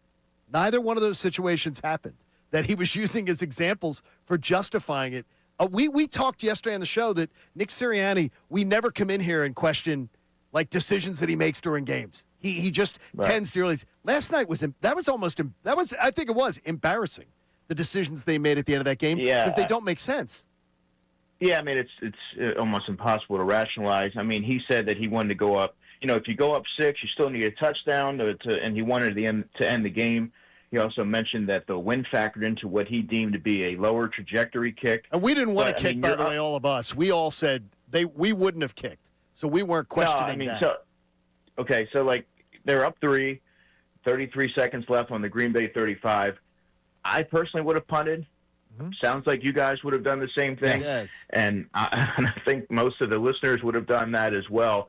But they went for it, and, it was a play where you could look at it if you're the Eagles and say, yeah, he believed in the player to go out there and execute it and go up and get the football. It could have. I think that, it fell incomplete with 27 seconds. That could have been extremely detrimental and fueled a comeback, or at least the potential to tie the game for the Packers. And I mean, it was it was very head scratching. Yeah, not something that you typically see ever. I just don't like, Andrew, when Sirianni says, if it works, we give each other high fives. If it doesn't, then we'll sit down and figure out whether or not it was the right decision. shouldn't you know whether a decision is the right or wrong one going into the play, regardless of what the result is? Like, to me, analytics only tells you what to do, but it does not take into a factor what if it doesn't go right. And even analytics in that case, and I'm not a huge analytics guy, it's skewed heavily in the favor of not Punt going the in that ball. direction. Yeah, you got to punt. I Right. mean, it was just. I would have pooch punted it. Braden Mann's had a really good season. He had a couple of bad shanks, if you will, last night, but he's been outstanding. And I think in that situation, if it were me, you trust your punter to pooch punt it and your coverage team to get down there, and then you're putting them in, deep in their own territory. Something you've reminded me of as I've gotten to know you over the years is that what happens one week doesn't truly necessarily affect what happens the next week. Because I think a lot of people are going to look at that performance and then look at the Lions coming in and go, uh-oh. Are you confident that they can come up with a better plan by Sunday night? Yeah, I am, John. And the reason being is, being around this team every week, they don't rest on their laurels, nor do they look at the previous game and say, we got to replicate that or we have to scrap that. They're singularly focused on the week's opposition and what they can do to combat what they do well. And that's been a message that's been evident under Nick Sirianni. And that locker room, they are so laser focused on the game at hand, and they are well aware that they can't put together that type of performance last night and expect to beat, the next opponent, whoever that may be. But I do believe that they're going to kind of almost hit that reset button and focus on the next opponent. The Lions play differently, and the Eagles know that they have to be able to rise to that level to be able to meet what they're trying to do. Andrew, we appreciate the time as always, man. What's the schedule this week? Because it's a quicker week now. It's Tuesday already. We got to start talking about the Sunday game soon against the Lions. So what do you got coming up, especially on the podcast Birds Buzz? It was great last week, by the way, dude. Really good. Thank you. I appreciate that. So unfiltered today, 4 to 6. Reacting to the game, and would have probably watched it a second time by that point. But I would say that I have the podcast Thursday. I'm with you guys on Thursday. And, I got a lot of stories to write this week, and who knows whatever else is coming down the pike. But I have a lot of work to do, and that starts right now. Damn right. Thanks as always, brother. Buddy. We appreciate the time. We'll talk to you again soon. Thank you. He's Thank calm. You. Check on the he's Comcast calm. Business He's Hotline. measured. He's factual. I texted him during the game early on yesterday. Why did I text him? Why? I don't know why. Will Shipley. Yes. Well, Will I'll tell you. Shipley. That was a hell of a play. Again, that first drive, it sucks that it resulted in a fumble. That was a beautiful drive. Third down where Hurts extends and then puts it only where the receiver can catch it, and that receiver was Will Shipley. It was a beautiful play. And then, unfortunately, a fumble. All right, coming up next, it's Tuesday, but we do our Monday morning radio host on a Tuesday where we play some of the clips from Nick Sirianni's post-game presser, and we react to that because that's what we do best. It's Kincade Salciunas, 97.5, The Fanatic.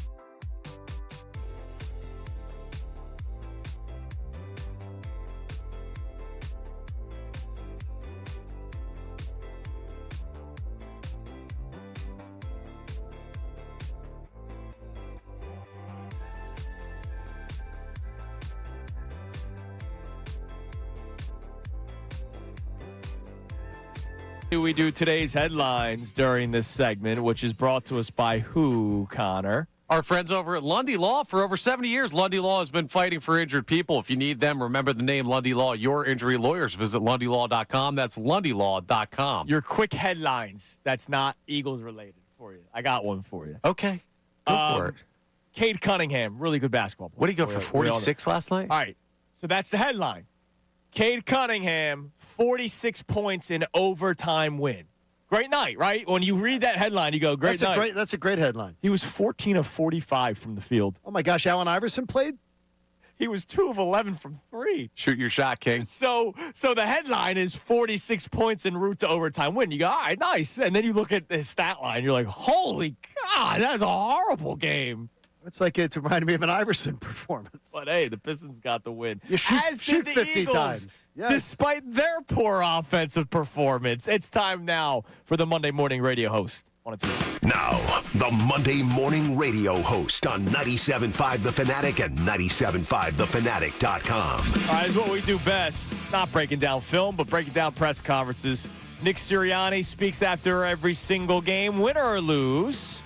And, of course, yesterday after a win, Nick Sirianni, here he is talking about the defense and how great they played. They played really good. We know that's a physical team that we played, and we know this is a physical league division that they play in. So we knew we had to be physical because we knew they were going to be physical. And so I thought the defense did an excellent job taking on blocks. Again, I'll have to look at the tape of everything. I just got to ask, is there ever a game where you're not going to be physical? Well, there's certain games that are more finesse. No, I get it. It's you know just what like, I mean? It's we like knew we had to be physical today. Oh, wow, in the sport of football. Like if you play the Chiefs, it tends to be a little more finesse than it does if you're playing the Chargers. But the line of scrimmage, it's, Yeah, like the Dolphins, for example. That's a finesse game.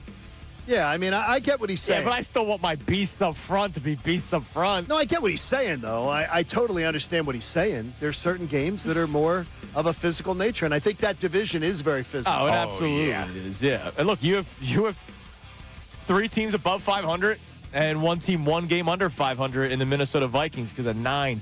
Here he is talking about one of the more physical presences yesterday, Jalen Phillips. Felt like he was very disruptive. Like I said, the rush was active and all game from all parts. We did a good job of rushing as a unit. That fourth down play, I think, signifies the kind of physicality that the man has. And I mean, I think about his week of practice and how he goes about his business. Man, he loves football. He loves working. You could just see it the way he was running around at practice. His motor is constantly running. Look, that is something in pre-draft process that people try to figure out. Does this guy truly love the sport of football? Right? Because there's guys that play because they can. Or there's guys, I have known athletes that love the lifestyle. Right, they love I've known baseball players who told me that they don't dig baseball. Like, there's a million things. Straight up says he doesn't like the game of baseball. Mark Teixeira once told me, who's now running for political office in Texas, once told me when he came to the Braves that, yeah, there's a lot of things I could be doing. Yeah. That I might find more enjoyable than baseball. And I'm like, wow. But because he was good at it and he made a living all day. Wow. Ben Simmons, another prime example. There are guys. And That's to hear amazing. that, this guy loves football. And, oh, by the way, he's 6'5", 240. I like that. Pretty darn good. That's why I'm a radio producer, for the lifestyle. Because, you love the lifestyle. Exactly. Here he is talking about the decisions that he made at the end of the game. The end of the game, we're up 3. I would have liked to be in a little closer to kick a field goal. The closer we would have got, the more. Again, you play every situation a little bit differently, but I think it was into the wind on that one. I knew the kick would have to be a little bit lower trajectory of a kick on that particular one. I got a lot of faith in our offense. It didn't work out on this one. We just didn't get it. But the decision, I stand put on that decision. By the way, that annoys me. The decision didn't have to be field goal or shot a bomb downfield. A bomb down the field. The decision could have been punt. Yes, I mean, try to pin them deeper. I tell you this, I respect a lot about the man, but I don't respect that. Because there's nobody in football that is looking at that. There's no analyst today that's going to go, that was the smart decision. That was a good thing to do. Yeah. Just own it. It's okay to own it. By the way, Braden Mann, so they're on the 35-yard line. I would have been fine with Braden Mann trying to punt it out of the stadium. And he could have, and then the they Packers still would start at the 20. And they still would have been 15 yards better off. Right, exactly. And by the way, if they did kick the field goal, it would have been 7 yards better. I did not know this. That's always been the ball gets spotted where the kick is. Where the kick is, yes. The more you know. It's always been that way. That's stupid. It's always been that way. That rule's never changed. I never as knew long that. as you two have been alive, that's the rule. I never knew that. Well, that's dumb. So they would Learn have something given them every day. 7 more yards. Right. So it would have sucked. I would have rather you have, hey, Braden, try to kick it into what's the area outside where they hang out pregame. Like there's the skating rink, Jason Kelsey was ice skating. The Lambeau Leap area. I don't know. The championship field or whatever it is. Yeah. Just kick it there because it's a 15-yard difference. It was unbelievable. Instead of going for it, and again, analytics doesn't tell you what if it doesn't work. Like if you're worried about a return, kick it through the end zone and give yourself 15 extra yards. It's not that hard. It's the fact that he wouldn't just own it. I tell you, I love a lot about Nick Sirianni. I don't love that. Just own it. Yeah, it was a dumb decision. Everybody knows it was a dumb decision. All right, last one. Here he is talking about a damn beast in Lane Johnson. The warrior. These guys put their bodies on the line, and I guess got so much respect for that. It just makes you, when you see guys doing that, makes you, we always think about like, man, you're going to do everything you can as a coach to help these guys, be successful. And then you get stuff like that where they're battling through, and everybody's battling through stuff at this particular point, but Lane goes through that and comes back in a critical time. And it just makes you want to fight, as a coach, it makes you want to fight for him even more. And I know that the players feel that too. That was amazing because when he went down I got to tell you, last night, when he was carted off, when they took him and he limped off and then he was carted off, I thought Super Bowl chances just took a major hit. Like their chances to repeat took a major hit. And look what happened. He came back. Talk about a beast. Also, he got the sad one-person cart. Like, we can't get the man a bigger cart. It felt like the Juwan Duran baseball helmet cart. Well, he wasn't. I'll tell you this. I think he was not allowing them to bring him off the field in a cart. That conversation that went on that they showed you where I think he's like too prideful. I am not. You are not bringing a cart. So you have for the me. fake Big Dom kind of holding him up, even though he's not. I am absolutely walking off this field. If it's bad, I'm walking off the field in my own right. That was awesome. God, Lane Johnson's great. Yeah, absolutely. All right, coming up next, 9 games in, 10 weeks in, we have the same complaint about the offense since week 1. And there was something yesterday that I'll add to this conversation about the conservative approach. It's Kincade Salciunas, 97.5, The Fanatic. When I heard the price.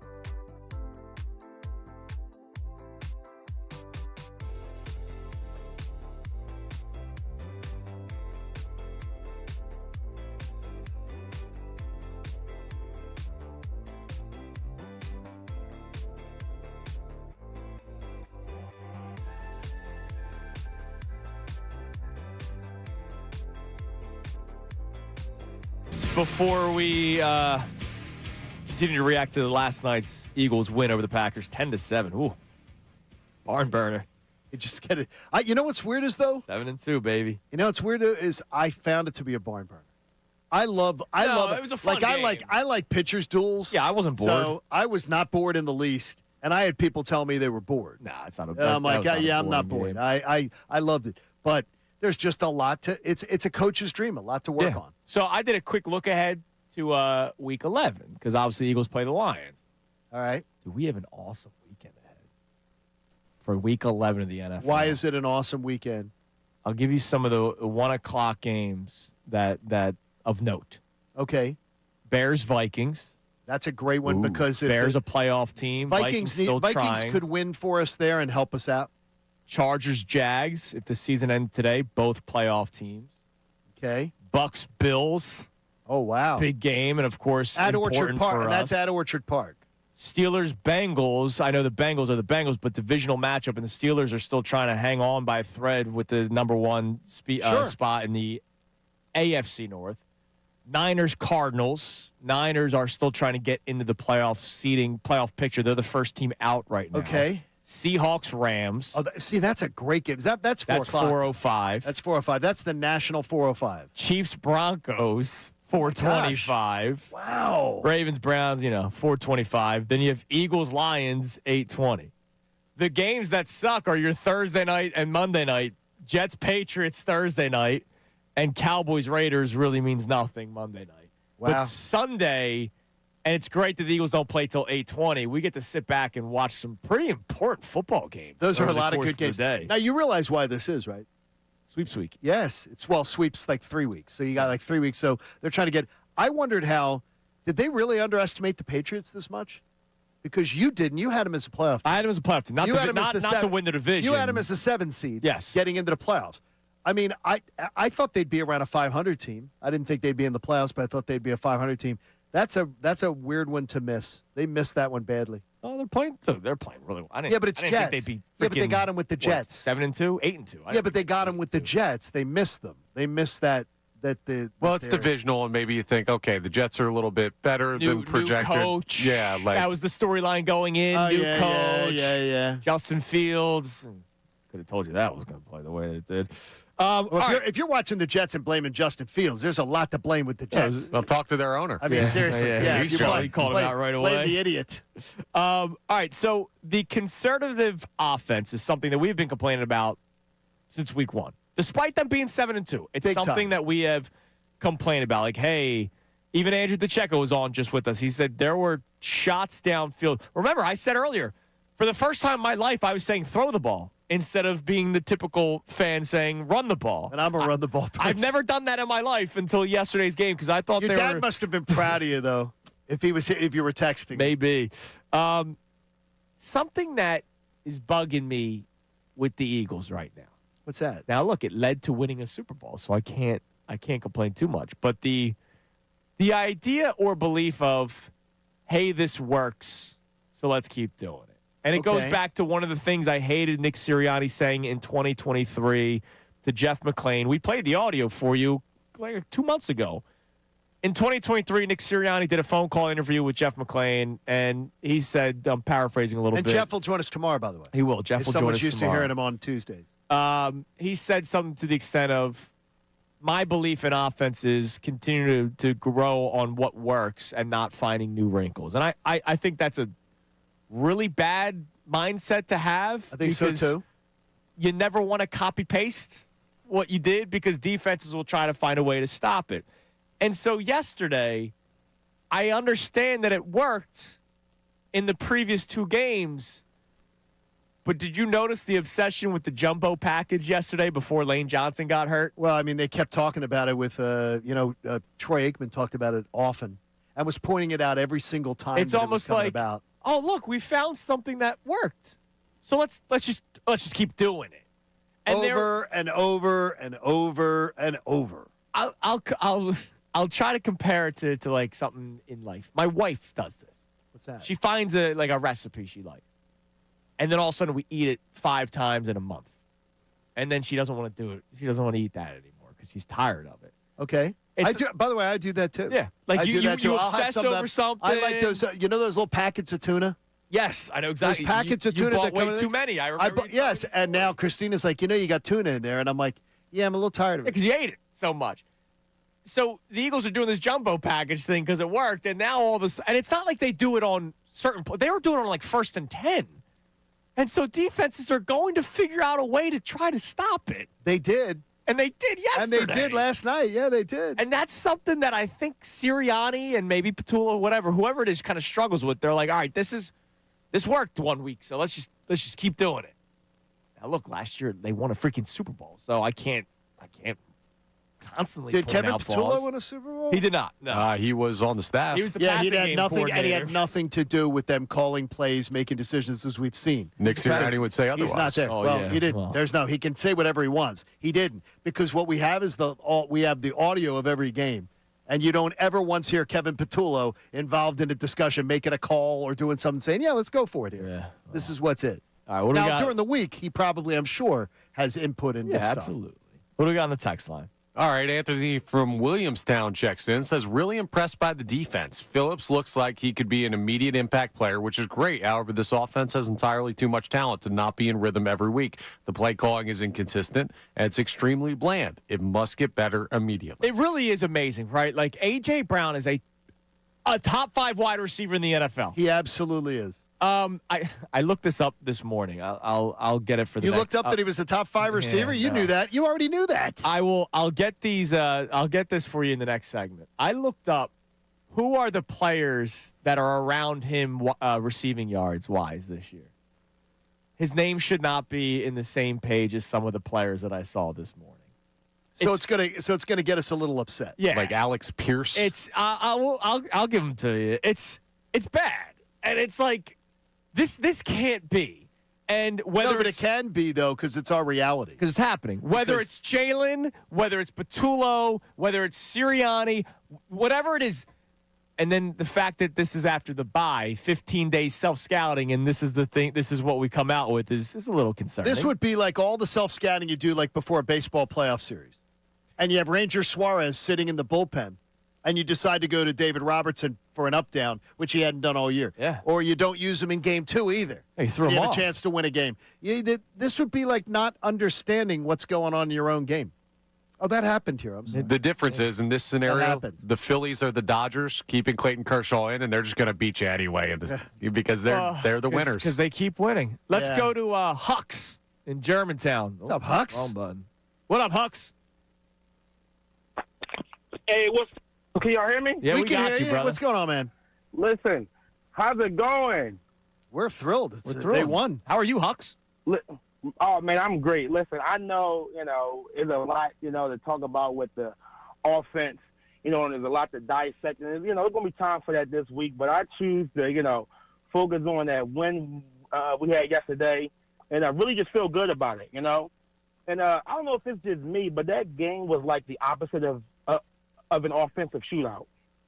Defense brought out their mind. Oh, hell yeah, man. I mean, that's why. amazing. Look, Hux, I understand we've been talking a lot about the offense recently, but we have been loving the defense pretty much all show today. It was incredible. And that's a big win. Look, if I just told somebody that the Eagles went in the Lambeau Field and beat the Packers to improve to 7-2 and stay on top of the NFC, without telling you what the score was or how it played out, you're going to say, wow, that's awesome. We just have a little bit more information because we watched. Absolutely, because I saw Thursday's game, and, that was the same score, but that was like a sleep fest. Yep. This game was like blow for blow defense, and I'm at the edge of my chair like, what's going to happen next?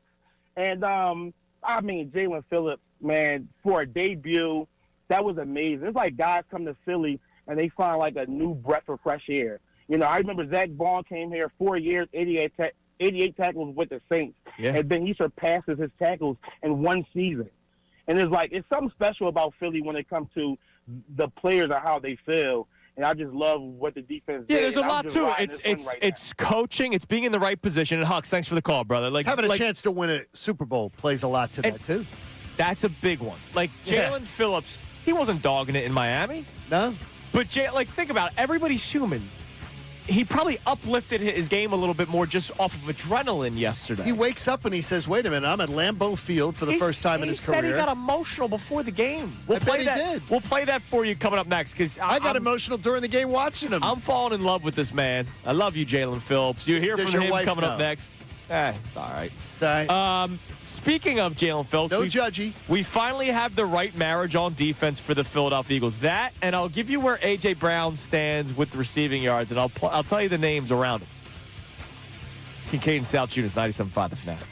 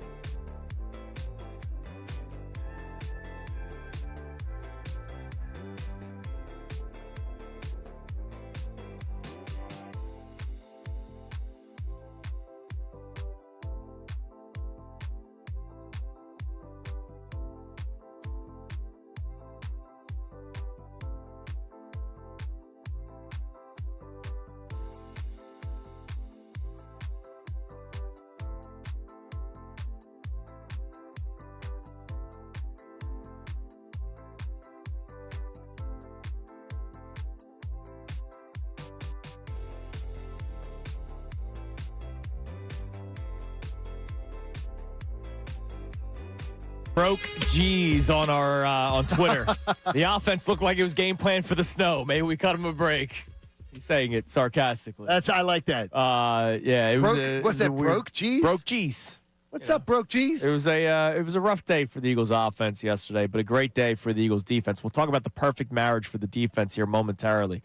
But here are the names that A.J. Brown is around when it comes to receiving yards on the season. So A.J. Brown has 408 receiving yards, which is good for 50th in the NFL. Huh. So what I will do is I'll give you 41 to 49, and then I'll give you 51 to 59 or 51 to 60. Okay. So from 40 to 49, Arande Gadsden, the rookie tight end for the Chargers, who only started recently. He's played 8 games, but he's only started 4, and that's been recent. Khalil Shakir of the Bills. I used to do a podcast with him. Trey Tucker of the Raiders. And if you guys remember, he had one game where he had like almost 200 yards receiving, and that's been it. Wow. Dalton Kincade, tight end of the Bills. Good name. Romeo Dobbs of the Green Bay Packers. Dalton Schultz, tight end of the Texans. Keyshawn Butte, the wide receiver with the New England Patriots. Troy Franklin, who's played 2 extra games. He's played 10. Kyle Pitts. Wow. Kyle Pitts is a name you want to be around right now. No, thank you. No, you don't. And then Brian Thomas, who's having a horrible season for his standards with the Jacksonville Jaguars. Just like A.J. Brown is having a horrible season for his standards. He is right behind Brian Thomas. Now the players behind A.J. Brown, DJ Moore, Deebo Samuel, Harold Fannin, Garrett Wilson, Jacoby Myers, Jordan Addison, who was suspended for 3 games, Hollywood Brown, Jake Ferguson, Brock Bowers, who's missed 4 games because of injury, and then Hunter Henry. It's tight ends. It's the third option, or Justin Fields is your quarterback. Like those are the wide receivers that A.J. Brown is around right now with the amount of yards that he has this season. It's not good. No, it's not good. And so we all agree that A.J. Brown and his frustrations are warranted. They all are. It's just, we don't need to deal with the posts, which he did not do after this game, even though everybody probably set their notifications on for A.J. Brown. Something's got to change, though. Now, Devontae Smith's having a hell of a season, which is why I keep on saying I'm guessing he's becoming the number 1 wide receiver because he is – where's Devontae Smith? 657 yards, I think. He is 12th in the league in receiving. So maybe it's just that simple where I wouldn't have guessed they just 12th, flipped the script. That's good. Yeah, no, he's 12th. So maybe they just flipped the script. Maybe that's what it is. All right, the perfect marriage before we get back to our text line. I love that Andrew DeCecco said his name because you did not hear the name of Adoree Jackson much yesterday. No, in fact, I saw him make a few plays. He did. You know why? When you have a pass rush, helps your corners a little bit more. Yeah, it's good insight on your part. You don't have to defend as long. There's not as much time for mistakes to be made or to be beat on routes. They finally have them. And look, again, I bring up 2017. Nobody was saying Jalen Mills and Ronald Darby were studs. No, on in the fact, outside. I was complaining about them on a pretty frequent basis. But you had a pass rush that got to the quarterback all the time. And Jordan Love was uncomfortable yesterday. He was very uncomfortable. I mean, he looked not spooked, but he looked aggravated. Did you see the sequence where they kept talking about LaFleur being back at the table? Yes. Where he was working on it? He was writing. And literally in a whole defensive series, he wasn't on the sideline. He was literally working at the back table.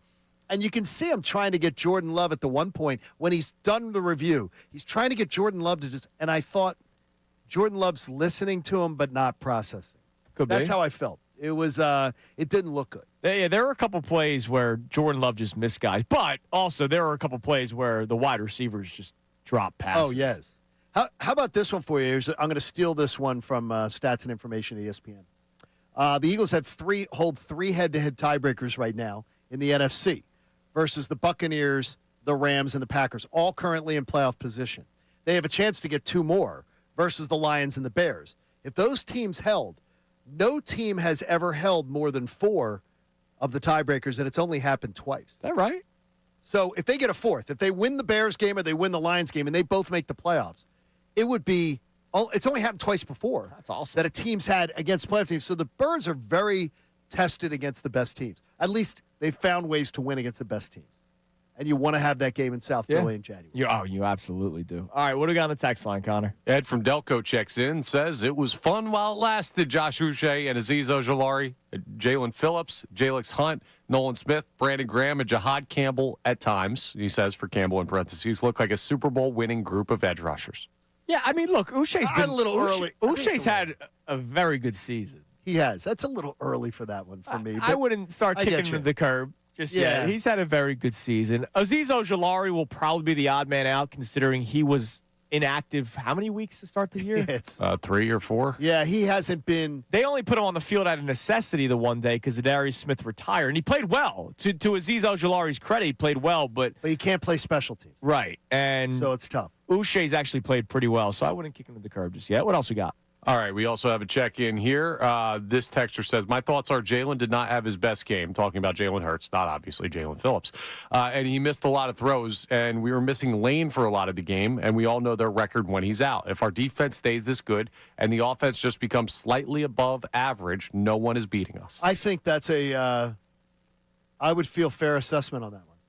If this offense is, did he say slightly above average? Yes. Slightly above average with the offense. I think I'd agree with that. Because I think this defense is going to be a top 10-ish, top 8-ish defense by the time this thing's all over. The only thing I worry about, though, and we talked about this earlier, is the passing offense was, 31st in the league last year? But you could rely on Saquon. You had the number 1 rushing offense. Can't rely on it this year, though. You can't rely on anything on offense this year. Sure, but who are you worried about? Look around the NFC. Rams. Sunday. You beat the Rams. Lions. Sunday. I beat them on 2 block kicks. You beat the Rams. You were not the better team that day. Say Sunday again. We're going to find out on Sunday. Way before the postseason. And then we you can asked me evaluate. a question. Who am I worried Seattle's about? offense is much. Sunday. You're going to have to score 30 to beat Seattle. No. Their quarterback stinks. Okay, gotcha. You know who doesn't stink? Amy Fadul doesn't stink. She does not stink. Well, it is a Tuesday with Amy. And she got up early with us this morning. So she joins us coming up next for the remainder of the show and more of your text messages as well. It is Kincade and Salciunas on this Tuesday morning, 97.5 The Fanatic. Let me tell you about Family Jewelers. All right, it is the holiday season.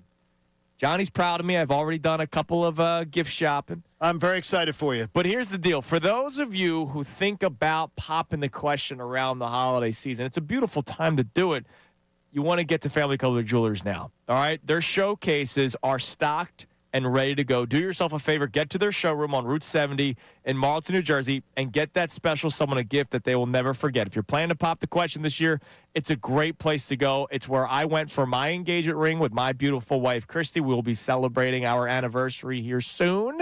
And I've gone there for multiple occasions now. First anniversary, first Mother's Day gift. I've sent other friends of mine who have gone there and gotten their engagement ring. My parents went there when they celebrated their 40th anniversary. There's so much to choose from. You obviously, if you're already married or not looking to pop the question, you can't go wrong with a pair of diamond stud earrings. They have the largest selection of diamonds in the area, and they'll make sure that you walk out of their store with a gift that will be shown off all year long. The holidays we know can be stressful, but make your shopping stress-free with our friends at Family and Company Jewelers. It's simple, it's honest, it's pressure-free. There's no sales commissions, there's no upselling, no games, just real transparent pricing. Don't wait until the last minute.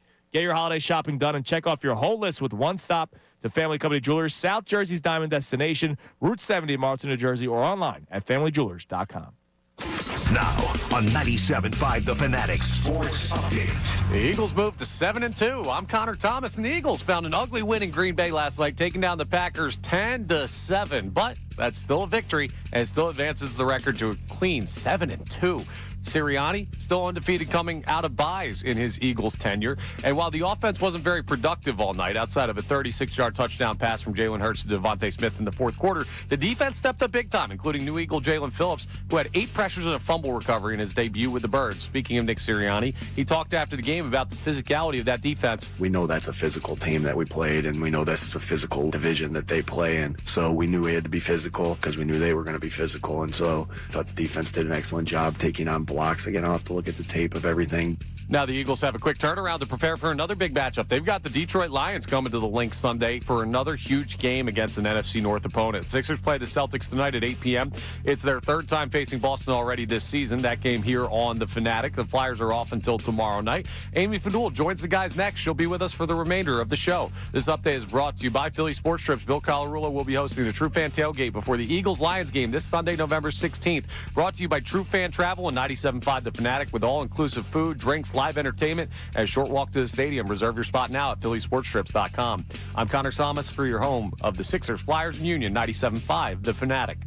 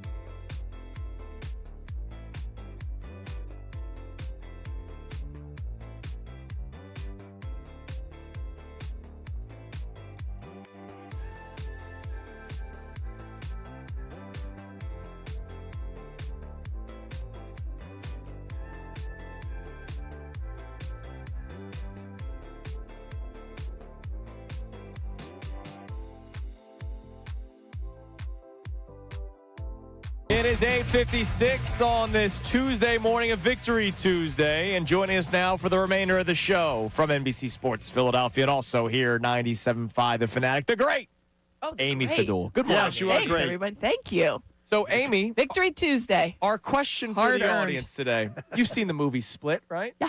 John and Connor never saw the I've movie never seen Split. it. Oh, really? Who stars in it? He's tremendous. Wait, Split? I've seen Split. Oh, I thought. Who's the star? No, it was just you guys talking, though. Oh, sorry. Oh, he didn't actually ask him. It can't be that big a movie. You can't even tell me the star of it.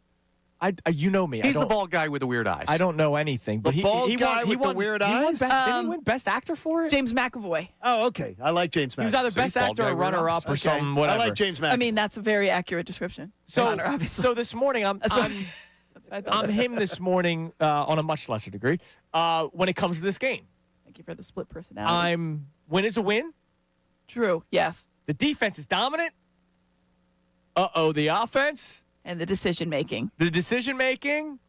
Oh, and they can't win a Super Bowl playing this way. I don't care how good the defense is. You're not going to keep the Lions to 7 points. You're not going to keep the Rams to 7 points. Hell, we already saw that this year against the Los Angeles Rams. Where is your mind after a game like last night? It's so funny. I think I tweeted out afterwards, like, well, it's a win. How are we feeling? Because I did not feel good.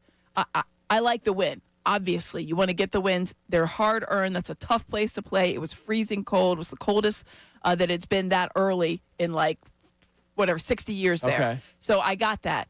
But at the same time, the decision-making is problematic for me because that is something that carry. And I mean that not just at the end, which was egregious. It was egregious. Confounding. It boggles the mind, truly. I don't understand it. And I heard the reasoning, and I heard the questions asked about it, and I'm still staring like, I'm sorry, I blacked out. What? You did what? But the whole time, the lot of the play calling, the lot of what the offense did not look like after what we'd seen it could look like, right? And I get that the Giants are not the Packers. I know that. But at the same time, you went away from some of the tried and true methods that even worked when your offense wasn't firing. It was very confounding to me. I was the total opposite of a Philadelphia Eagles fan last night. What do you mean? I was screaming, throw the ball instead of run the ball. Right. They were there. And now, look, Jalen, part of it is Jalen had it. He was not good yesterday. Jalen Hurts was not good yesterday. I know we love him. He is him, number one. He did not play well yesterday. But there were times in the game where, John even brought it up. Troy Aikman saying, yeah, you could see that you loss. See that coming. You could see that 2-yard loss happening because of the way the defense was lined up. And he recognized it up in the booth. Yeah. And so that was what – and then to me it was like, all right, so the first couple times you saw that, and Aikman pointed it out, then there was no change. There wasn't a change after halftime. There wasn't a change after the third quarter. And I thought, okay. I mean, you've seen it now the entire game. Don't you have to make some kind of in-game adjustment? You would think so. We're just going to go ahead and hammer that same nail, but you're not actually hitting the nail. You're just hammering right next to it. Something drove me crazy afterwards, and it came up this morning. We heard Nick Sirianni's explanation for going for it late in the game and that pass. He used two examples that never happened. He said, "Well, we did it last year in the Cleveland game to ice that game, and we did it this year in the Minnesota game." Yeah, and I remember him saying the Minnesota, and I was like, neither one of those things. Yeah, I didn't remember it in Minnesota. It never happened, and to me, that bothers me almost worse. He wanted to do it in Minnesota, and someone talked him out of it.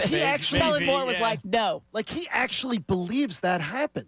Well, let's play that clip. So here he is explaining himself after the game. As you're listening to 97.5 The Fanatic, WPEN, HD1, Burlington, Philadelphia, a Beasley Media Station, broadcasting live from the Comcast studio, powering possibilities. Amy Fadul with us for the remainder of the show on this Victory Tuesday morning. We're not going to forget the fact that they won, and they're still the number one seed in the NFC, and that defense was dominant, and we will talk to Amy about that defense. But the decision to go for it on fourth down, Nick Sirianni tried to explain it, and it's one of the answers that I will sit here and tell you I hated.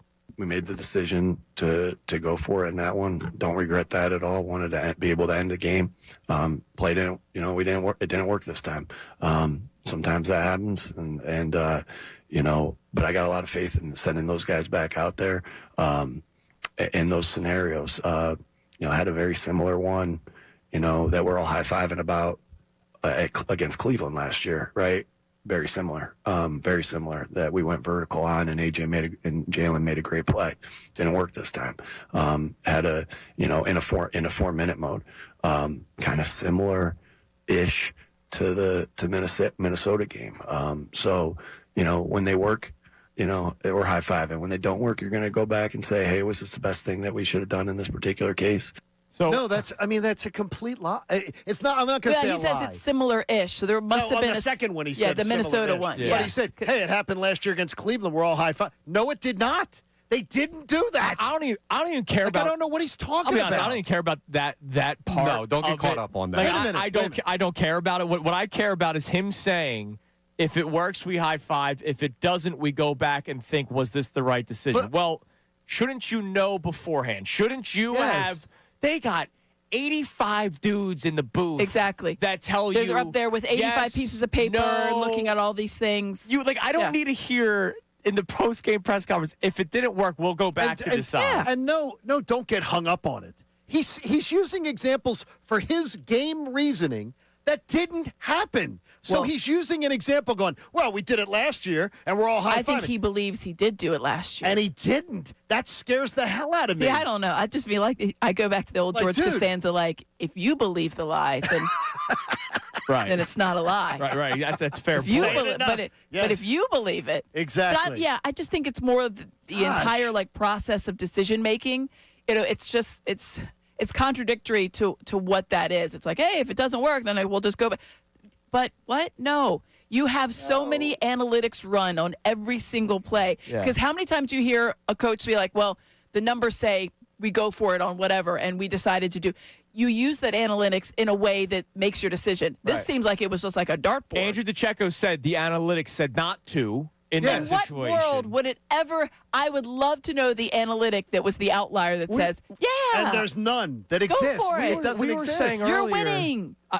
He what I Go don't for it like on 4th and 6. at one point he talks about the field goal, right? And it's like, well, Nick, it wasn't this or that. It wasn't shot downfield to A.J. Brown or field goal. First off, you could have come up with 75 different play designs. How about but, a 7-yard pass? or how Something about to- or a like punt, a tight end situation. or a punt Or where a you punt. just whether you Pin get him. it to the 1-yard line or not. I Pin said him. it. I said it to John and Connor. I didn't care if Braden Mann tried punting it out of the stadium. You're still pushing them 15 yards back. Correct. And now they have to go 80 yards downfield to try to win it, or however many opposed to yards 5. to get a field goal. Yeah. Now, there's something we haven't brought up yet, and we've gotten texts about it. I think I saw it on the YouTube chat. Is there a chance that decision there? About the cold? No, was screw Matt LaFleur. I don't think it's that deep. What do you mean, like a shove it in his face? Yeah. No. I don't believe. Well, you know what though? After I hear his explanation, I think he really believed like this is going to put the game away. yeah, I thought it was. No, because if It's they just- lost, then he has no. there's no screw Matt LaFleur. Okay. People had brought it up. Yeah, so and There's throw a it out. you screwed yourself. And he had no understanding there of time and consequence of game and everything. That's where it's not going to go down in the pantheon of bad decisions like the way we've had some really, confounding ones in the NFL over the last couple of years because they won the game. yeah. Because people are like, where does that rank in worst decision? I'm like, it's not in the top 5 because Matt Dodge kicking to Deshaun, that's going to rank up there. Right. The Seahawks not going, trying to, instead of running they didn't run the Yes. ball, they threw. Like They those threw things it, that cost them the game. But as far as the ones that didn't cost them a game, it's got to be in the top 5. Yeah, you're gonna sit here and you think, all right, are you gonna do that again next time? I really hope not. My And gosh. And he stood there, but he sat behind a microphone and he said, "I don't regret it at all." That to Yeah, me I is mean, that's absolutely aggravating to me. That's a little- because it was wrong. It's wrong on every front. You have 2 choices in Own that it. matter. You either own it and be like, hey, or you go down with that ship. And some people go down with that ship. Yeah, And that makes me have less faith in them. Well- the guy who can't just say, "Okay, look, here's Hall of Famer Troy," and then all the other NFL analysts that have since come out and gone, "What the hell were they doing?" At the just end of the own day, it that you made a dumb decision. He's probably could have come and had like some ownership of it, but at the end of the day, he will point to one thing, and that's that they won the game. No, here's what So I'll say. that'll be it. I'm spoiling Nick Sirianni's day after press conference. Okay, you're making a prediction here. because he kind of said it in some of his reasoning. Look, I understand the numbers. I just trust my guys. Yeah. I trust my offense. Trust my guys. I trust Jalen. Then trust him to make a know. 7. Trust And him the to defense is complete a out there being 7-yard like, pass. I know you trust us. Maybe trust us yeah, just how a about little trust less. us because we're the team that stopped them to Yeah, 7 points. Trust us a little less because we were on the field a lot. Trust a lot. Trust that you're going to make the. I need to trust that my coach Trust understands time, game management, things like that. And last night he did not. All right. Trust Well, my guys. speaking of trusting the defense, Amy, let's talk about the defense coming up next because that That was excellent. a very fun brand of football to watch. and Jalen Phillips is a beast. We get Amy's thoughts. You'll hear from Jalen Phillips after his debut game with the Philadelphia Eagles. My man got emotional. I'd shed a tear of joy as well. It's Kincade Salciunas, 97.5 The Fanatic.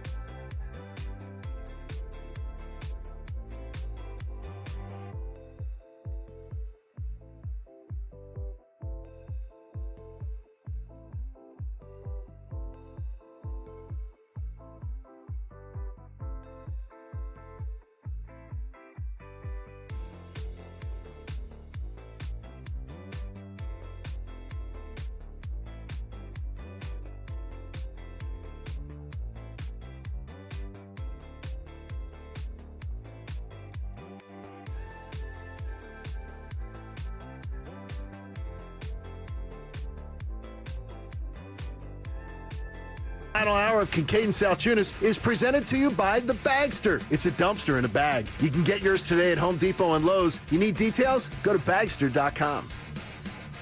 It is a Victory Tuesday here on Kincade Salciunas, 97.5 The Fanatic. And it's also an Amy Fadul Tuesday who joins us for the remainder of the show. I love it. Happy day, despite some of the complaints that we have for the Eagles offense and some of the decisions made by Nick Sirianni. But as I said earlier, you know, look, we can't ignore the issues with the Eagles yesterday. You brought up Krampus. I brought up Krampus. It's sort of like Krampus is creeping into the conversation. If I said to anybody that maybe didn't watch the game, and 10 minutes into the show, we found out that Trevor Rice fell asleep during the second quarter. If I said obviously, there's probably a couple people that dozed off. I'm sure. If I said to somebody, the Eagles went into Lambeau Field and beat the Green Bay Packers and are 7-2, top seed in the NFC after that win, but I didn't tell you the score, I didn't tell you how it played out, you're going, awesome. That's great. And that's where we led the show with, because we kind of want to focus on that, the fact that if you lost, you would have been, what, the 3 seed? You would have been the 3 seed. You would have gone from the 1 seed. Well, we were at 2 yesterday because Seattle had passed you. Right. But you would have been the 3 seed. But a win puts you back on top. By the way, hands the Packers another loss. Yes. Which is big for seeding purposes. And by the way, you'll be if you lose on Sunday night, you'll drop to the 3 seed again. Just looking ahead. These first 2 games out of the bye were obviously really, really important. By the way, not to totally look ahead, the Packers they're not a lock to make the playoffs right now. I mean, they have a really tough back end of their schedule. They're 5-3-1. The Niners are right behind them. They have to play everybody in the division again, I think. At the Bears. Yeah. They've got the Ravens. They're at the Lions. Yeah, they have everybody left. I mean, the Packers could be in real trouble. There's a chance that they don't make the Waxy playoffs. eyebrows may be gone. Yeah. Screw them. Yes, I'd say that too. I agree. The defense. Yes, let's focus on that, shall we? Sometimes it feels good to be right. Yes. When we just kept on saying, you need an edge rush. You just need one. You need one. Now, credit to Howie for going out there and getting a beast. Needed multiple. In Jalen Phillips. But you go out there, you knew that Nolan Smith was going to come back from injury at some point, and if you acquired a player of note, it then brings Jalix Hunt's role down a little bit, which is much better. Yes, and as you saw that last night. He was spectacular yesterday. And so you get Jalen Phillips. Here was Jalen Phillips yesterday after the Eagles win, admitting to the emotions that he felt before kickoff. And my God, I was emotional watching him play.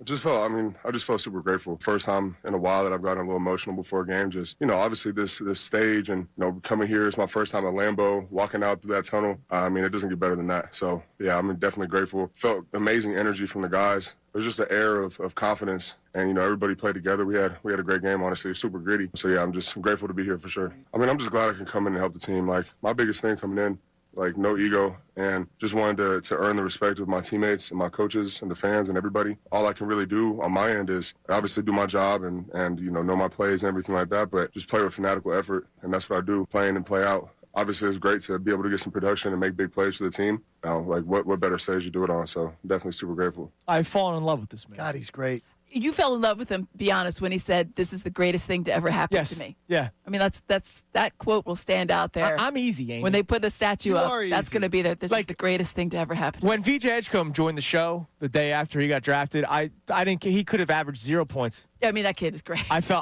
in love with VJ Edgecombe. I fell in love with Jalen Phillips, and my love has only continued to grow. Oh, yeah. It just changes so much for the Eagles defense, because then a guy like Adoree Jackson has a better day yesterday. And when we talked about the needs, cornerback, and listen, we all collectively held our breaths when Quinn okay, we can't lose, it's that. But when you really thought about it, push comes to shove, it was always edge rusher was the number one once the season started, because you saw how it put so much bad pressure on the back end of that defense and on everybody else being a little bit more out of their roles. The linebacking core having to do a little bit much. We're talking about having to move Jahad Campbell around. What's Zach Bond going to be able to do? Is Nakobe Dean going to be able to fill all that role? These are the linebackers because they were the one solid unit. So when you didn't have that real pressure up front, let's remember, it wasn't that long ago, there was one edge rusher that had a sack. Yeah. And it was a guy that retired. And it was like, oh, that's not good. Yeah. Zadarius Smith. Zadarius Smith and Patrick Johnson before he was elevated. Right. I read the article. I think it was from Reuben Frank. The guys that didn't even work. You're like, you don't even work here now. They combined for 2.5 sacks. The rest of the line combined for 2. Yeah. So, and just thinking for edge rushers. So the need was obviously very great. And I think that when you hear the gratefulness in Jalen Phillips' words, from starting back from when he said earlier, a couple weeks or 2 weeks ago, this is the greatest thing to happen to me, than what you heard last night. He knows that this is the last year of his rookie deal. He's playing out for something important, and he has been injured in his short career so far. but he's showed those flashes. And to be at an opportunity to play in this defense for Vic Fangio and a defense that is both going to be on the national stage and be able to play the highest level, I mean, I heard just the thankfulness in his voice. You can just hear it. He is just excited. He's in the right place at the right time, and I think he feels that relief. I mean, it's beautiful. How could you not? He was impactful the very first play he got out there. Yeah, right away. He started. He was the guy all arrived over, he here was a all week over ago. the place. To the end. To Great. the end when it all came together. I'm thinking about some Jalen Phillips love out of you, Andrew Salciunas. We might need you to sing before the season's over. Oh, no. No, that's Jalen Phillips. I leave that for Bill Colorado. I'm just really interested on how Bill will spin the Kevin Petullo Sirianni. I swear to you. I can't wait. 2 o'clock's must-listen radio for me today. I'm absolutely going to be tuning in because he will have so many. He probably already has them written down, the number of excuses. Yeah, the notes. He'll start with at least they got the win. Oh, no, but the thing is, That's we all the start. agree on. Yeah. That's why I always like it, too, is to just say, okay, what is it we all agree on? So we don't need to talk about that. Right. We all agree. Nobody's got to hammer that home. It's going to every said, point. Don't but kick they the got field the win. goal. Don't kick the field goal last night. We all agreed. Yeah. So, we didn't have to discuss that because we all agreed Right. on that talking. What we It's won't just agree on is the fact that you did not punt. Yeah, you What take a a shot downfield with A.J. Brown. I'm telling you On the today. 4th and 6. The head you coach needed 7. today has to sit behind a microphone and acknowledge it. Yeah, because and acknowledge it the because he's had answer- time to see it. He's had time to look into it. Today, just own it, Nick. The answer own can't it. be, I just trust my guys. Oh, it's going to be. Because here's You the you deal. don't think he'll It's such a cop-out. There's no because you metric. said there's 2 strategies. There's one two you strategies. double down on it. You absolutely have to own it. Like if you're a basketball coach and you do something egregious and it doesn't work out your way, that's now your thing. Oh, I didn't foul on the 3-point when we were up 3 or whatever, and they had a 3-point shooter. Okay, well now you're that guy. Yeah. Unless you come out and say it. So now Nick Sirianni, if he doesn't come out and say yeah, we probably should have punted, probably should have rethought that one, or maybe had a more higher percentage play. Right. If he doesn't say that, now he's that guy. I'm telling you. Now you're the guy that goes for it on 4th and 6 because you want to put the game out of reach that you're already winning. I don't know. There's no metric that says that's what you do. Terrible percentage. Yeah. It's 1%? Less than 1%? Terrible. He wanted to throw the dagger. That's not a dagger. It's not a dagger. It's a dope. That was so bad. All right, coming up next as we continue to react to yesterday's win. Now that we've gotten some of the positives out of the way, let's focus on the offense. All right, more reaction to the Eagles' offensive performance yesterday. We'll check the text line heavy, and also we get to celebrate something tonight. Tell you what next. Kincade Salciunas, Amy with us for the rest of the show here on 97.5 The Fanatic. Oh, let me tell you about my FanDuel Sportsbook app. I'll get used to this eventually, Connor. Don't you worry. FanDuel, in partnership with Valley Forge, is the #1 sportsbook for same-game parlays. You know, I would like to knock on Kevin Petullo's door today and say, hey, that guy, 11, A.J. Brown, exists. Because I was 2 A.J. Brown receptions away from a same-game parlay hitting. But, they don't look his way. But it also works in the NBA. From points, rebounds, threes, and assists, FanDuel is the best place to combine your favorite picks into a same-game parlay or track every stat live, all in one easy-to-use app. And right now is the perfect time to join because new customers get $150 in bonus bets if your first $5 bet wins. So let's say that you like the Sixers tonight against the Celtics. Just go with the money line. And if the Sixers win, that $5 bet turns to $150 if you like a specific player. Maybe you like Joel Embiid's overs or Tyrese Maxey's overs. Put the $5 down on that. If it hits, you win $150. Just head to FanDuel.com/Fanatic. That's FanDuel.com/Fanatic to sign up today. FanDuel, the official sports betting partner of the NBA. You got to be 21 plus from President, Pennsylvania. First online real money wager only. $5 first deposit required. Bonus issued as non-withdrawable bonus bets that expire 7 days at the receipt. Restrictions apply. See terms at sportsbook.fanduel.com.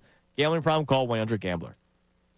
Now on 97.5 The Fanatic Sports Update. The Eagles leave Lambeau with a win. I'm Connor Thomas, and the Birds found an ugly victory in Green Bay last night, taking down the Packers 10-7. The offense was clearly not very productive all night outside of a 36-yard touchdown pass from Jalen Hurts to Devontae Smith in the fourth quarter. It was 0-0 at halftime, folks. And that tells you one other thing. The defense stepped up big time, including new Eagle Jalen Phillips, who had 8 pressures and a fumble recovery in his debut with the Birds. So Nick Sirianni talked after the game about it not being pretty, but you got to enjoy these wins. Sometimes it's going to look really pretty. Sometimes it's not always going to look pretty in this league. We found a way to win. We'll be very critical. I think sometimes it's like, hey, guys, we got to enjoy these wins. It's hard to come into this place against this team and win a game. But you only have a couple of days to enjoy it because now the Eagles have a quick turnaround to get ready for another big matchup. The Detroit Lions come to the Link Sunday night for another huge game against an NFC North opponent. Sixers play the Celtics tonight at the Xfinity Mobile Arena at 8 p.m. tip-off. It's their third time facing Boston already this season.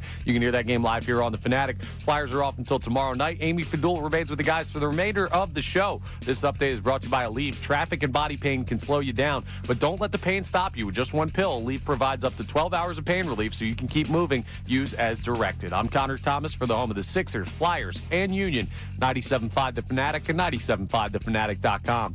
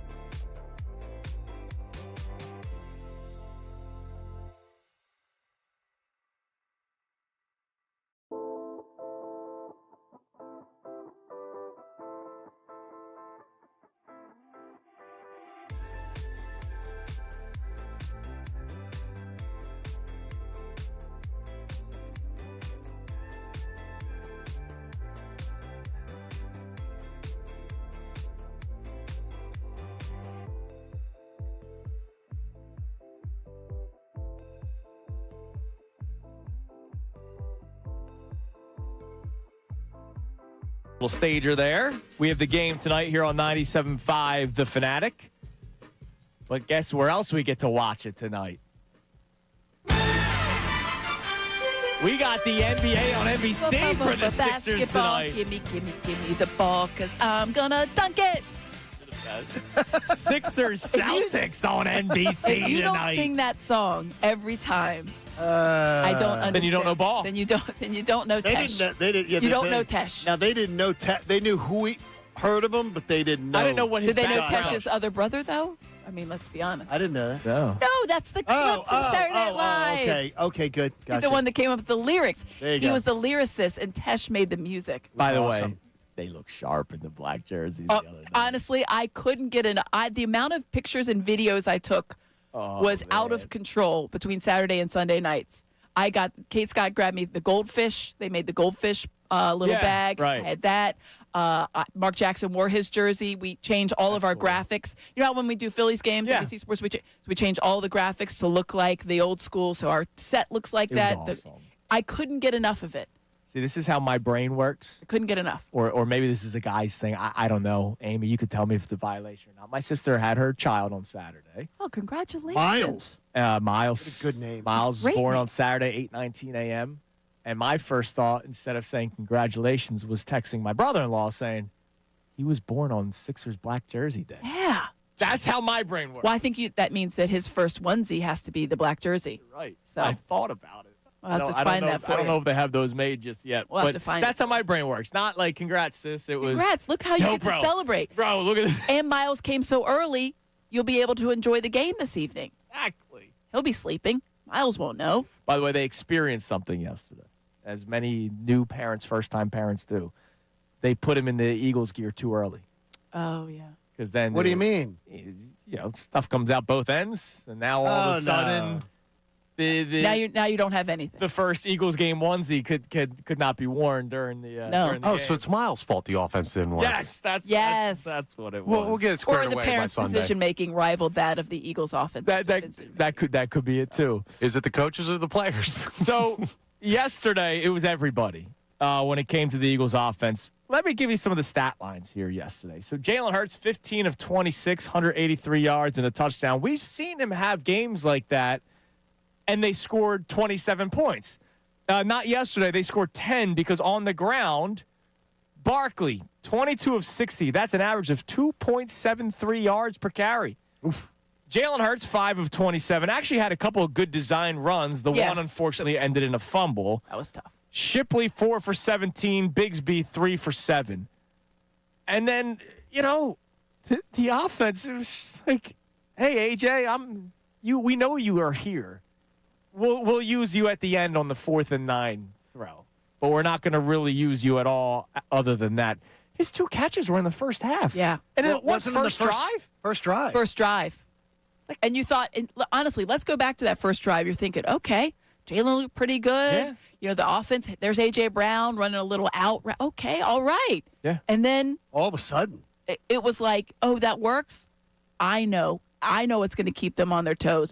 We're not going to do that anymore. Not anymore. We're not going to do what works. it made no We're sense. going to shift to things that don't work and just try that again over and over and over and over and over again.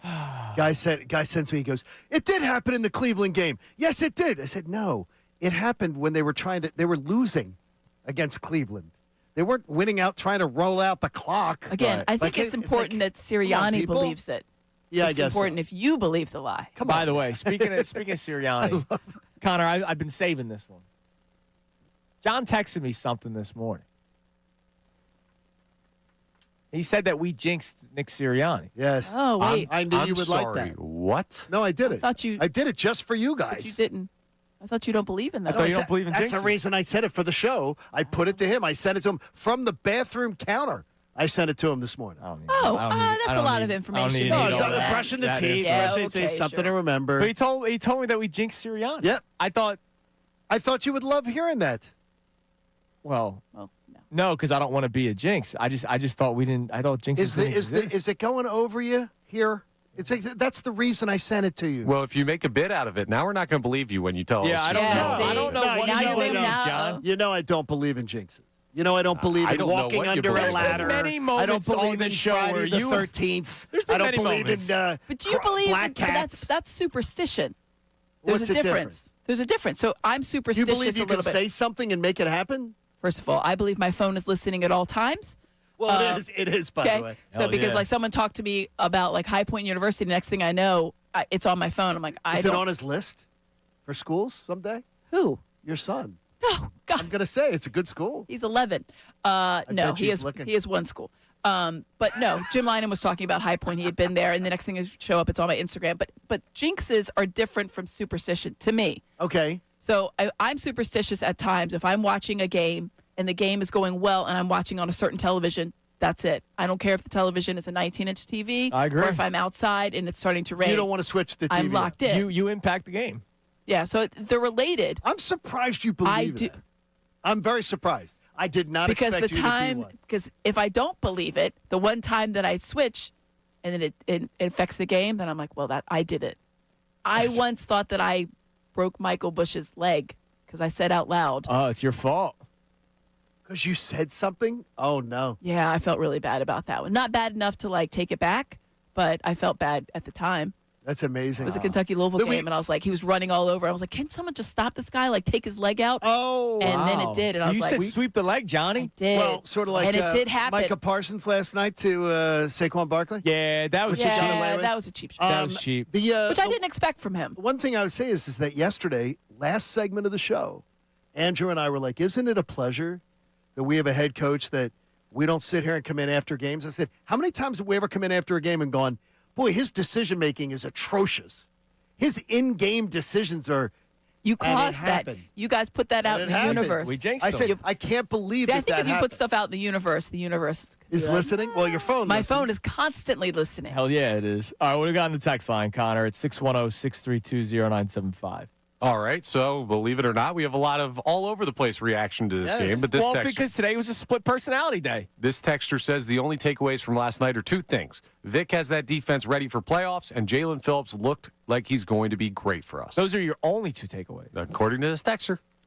Like if they said I have two positive takeaways. Yeah, I think those are two takeaways that they're focusing on. Because there are a lot more takeaways. Because as I said earlier, and I don't agree, I love Andrew DeCecco to death. I did not agree. Earlier when we had DeCecco on, I mentioned how the Giants and Vikings games, the two games prior to the bye, are the blips in the radar. And unfortunately, the blip is the positive, right? Normally you go, that's the negative blip. No, those are the positive blip. And he said, well, no, there's been drives. I don't care about a few drives. No, yeah. Like, you're not looking for glimpses of a team that you expect to win the Super Bowl. I don't want great halves. I want 4 quarters. Like the Rams game was 1 half. The Bucs game was 1 half. I can't have just a half or a drive. Or a quarter I here, saw good quarter things there. here. Yeah. I saw good. Yeah, you know what's bad? When you can remember specific things. Like I can't remember a lot of. You're squinting at me. Here's what I'll use this as an example. I used to do the postgame show here on 97.5 The Fanatic. Then I got bumped up the pregame. Now they don't want me anymore. 2021. There was a lot of discussion about Jalen Hurts. See the guy moving forward.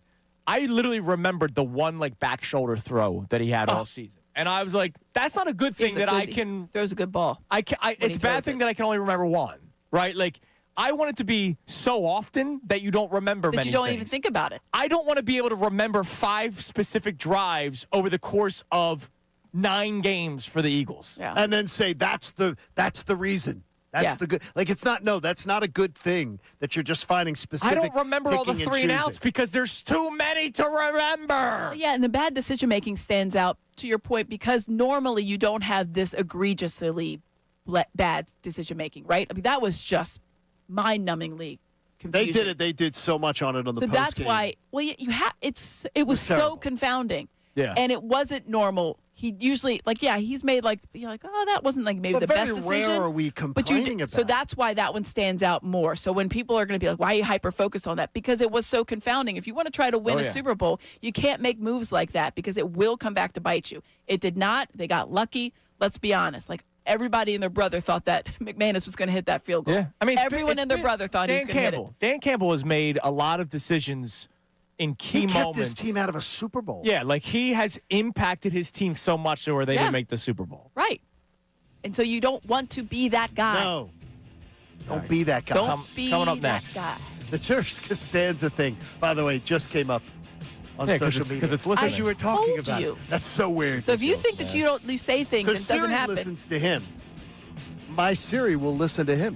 Well, everyone's listening. Did you know that? Coming up next, we will They've made the listen switch. to that could work. Victory montage. You'll hear the victory montage, and then We look ahead to the NFC playoff picture. I told you about the schedule in Week 11. There are a lot of big games.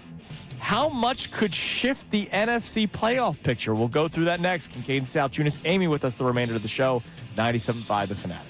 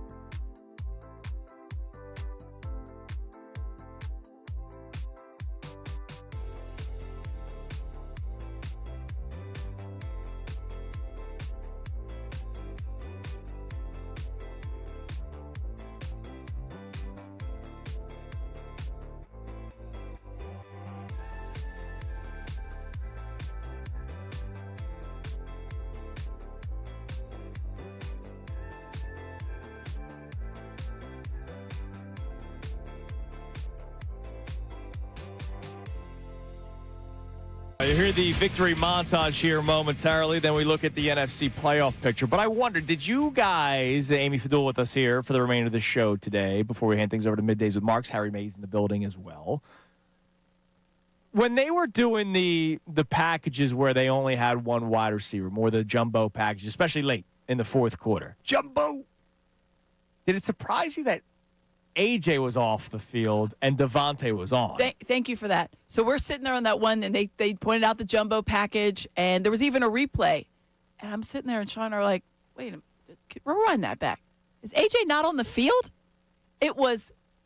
Amy, I was stunned. When I was watching it last night, my first thought was to watch it again. I was like, there's no way. Right. Why wouldn't he be out there? Is he nicked up or something, or was he Why getting, wouldn't he like be you're out thinking, there? why wouldn't he be out? Especially because, with all due respect to the Slim Reaper, like, I'd rather have AJ. You'd have your biggest guy out there if it's truly a jumbo package, right?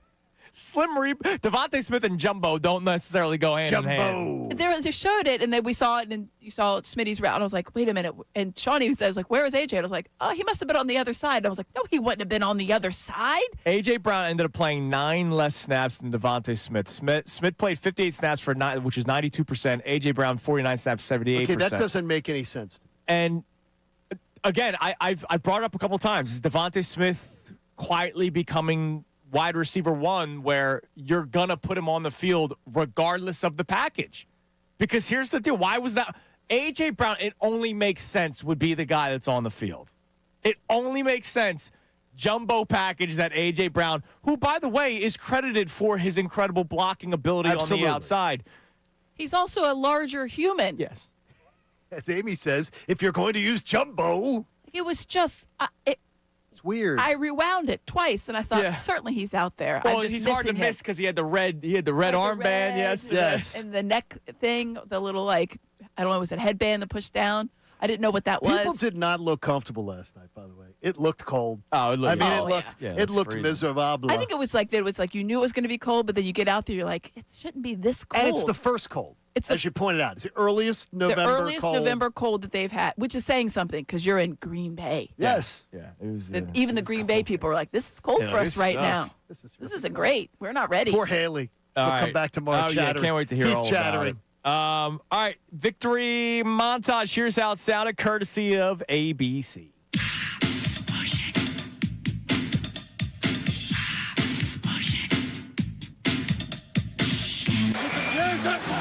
First 7 plays, 6 have been runs. Love's in trouble. Down he goes. Thrown to the ground by Jalix Hunt. And that is a big-time loss on second down. A loss of 14 on the sack. Hurt's going to take it. Quarterback run all the way, and he's got a first down. Ball comes out. Keyshawn Nixon has got it for Green Bay. Sean Ryan at center. Blitz. Love in trouble. And able to get rid of the ball. Was it a fumble or a pass? I think it might be a fumble, Joe. His arm was going forward, but the ball might have been out before that even happened. They're still down there trying to sort through it.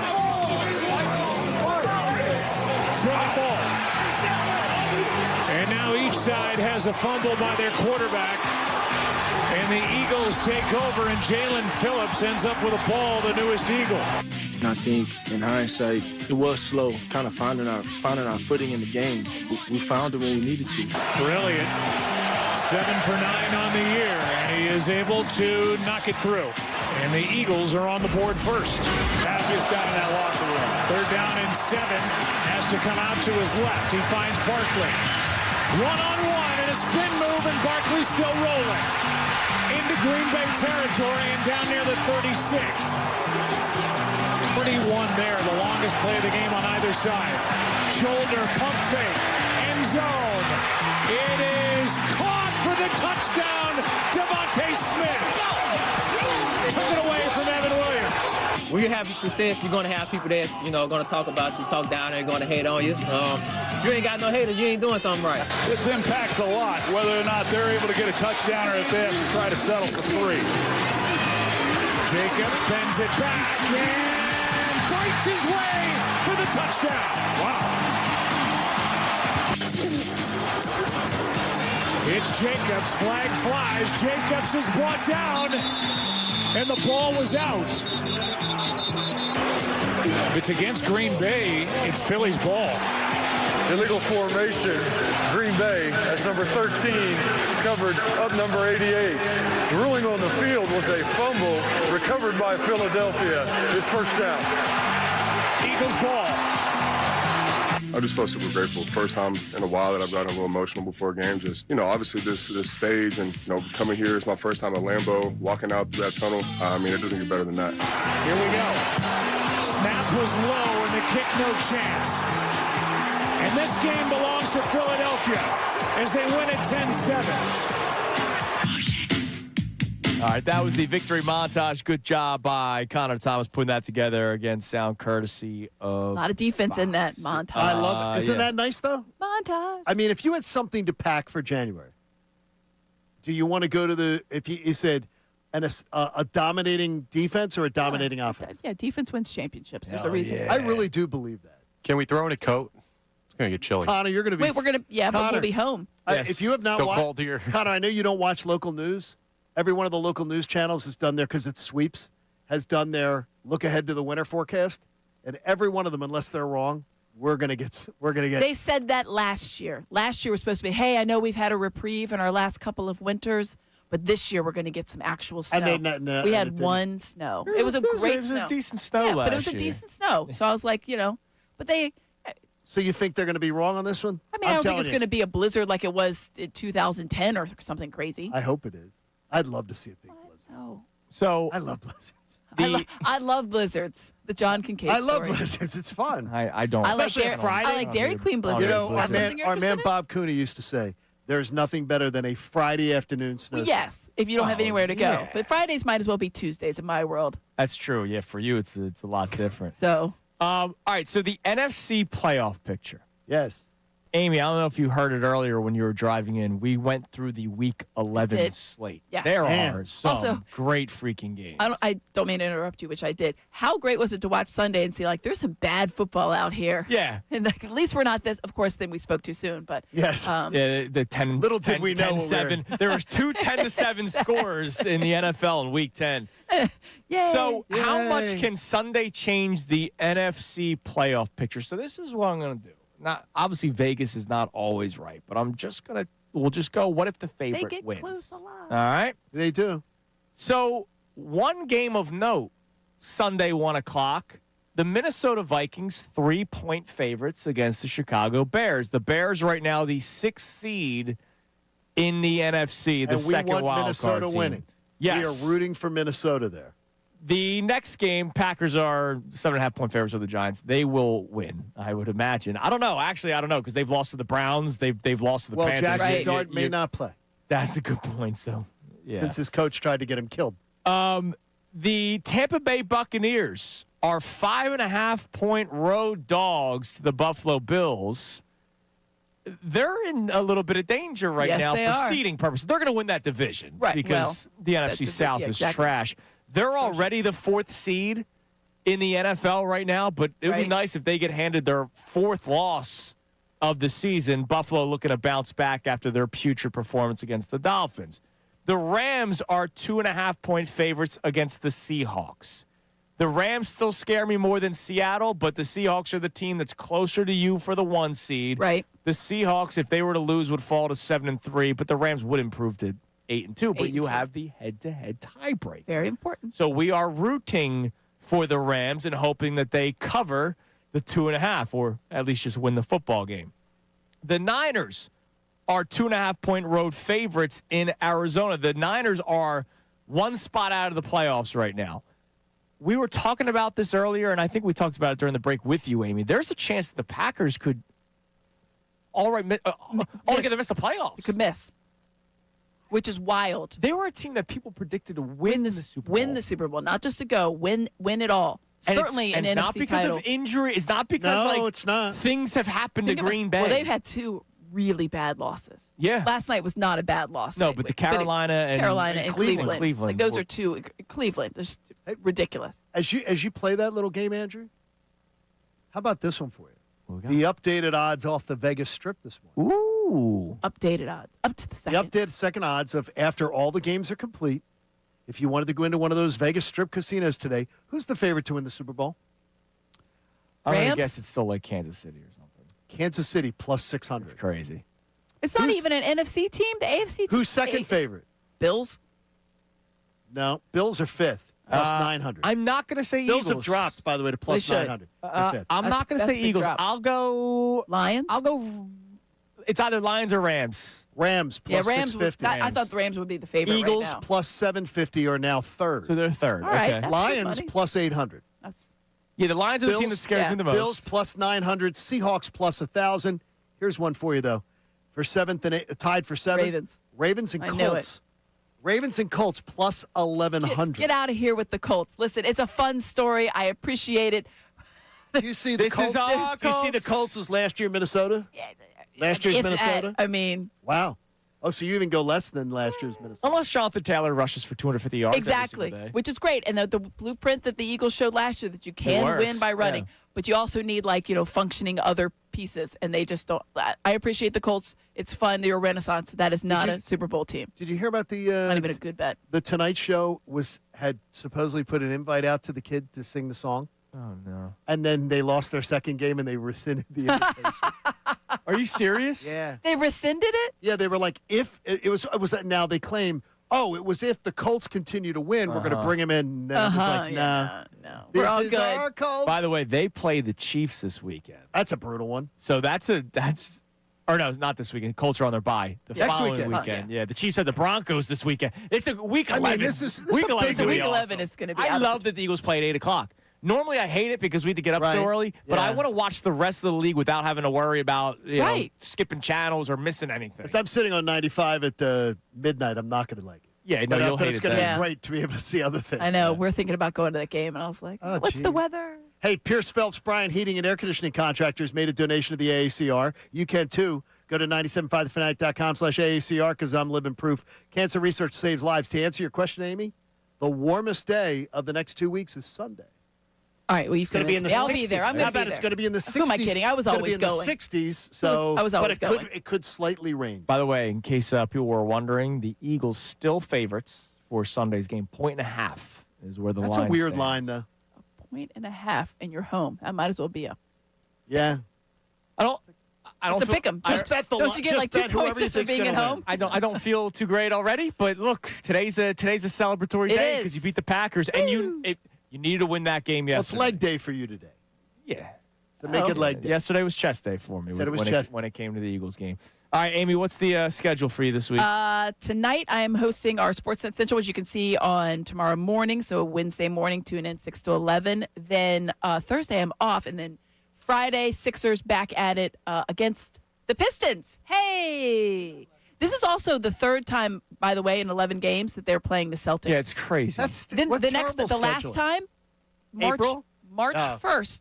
And that'll be one of the 17 back-to-backs they still have.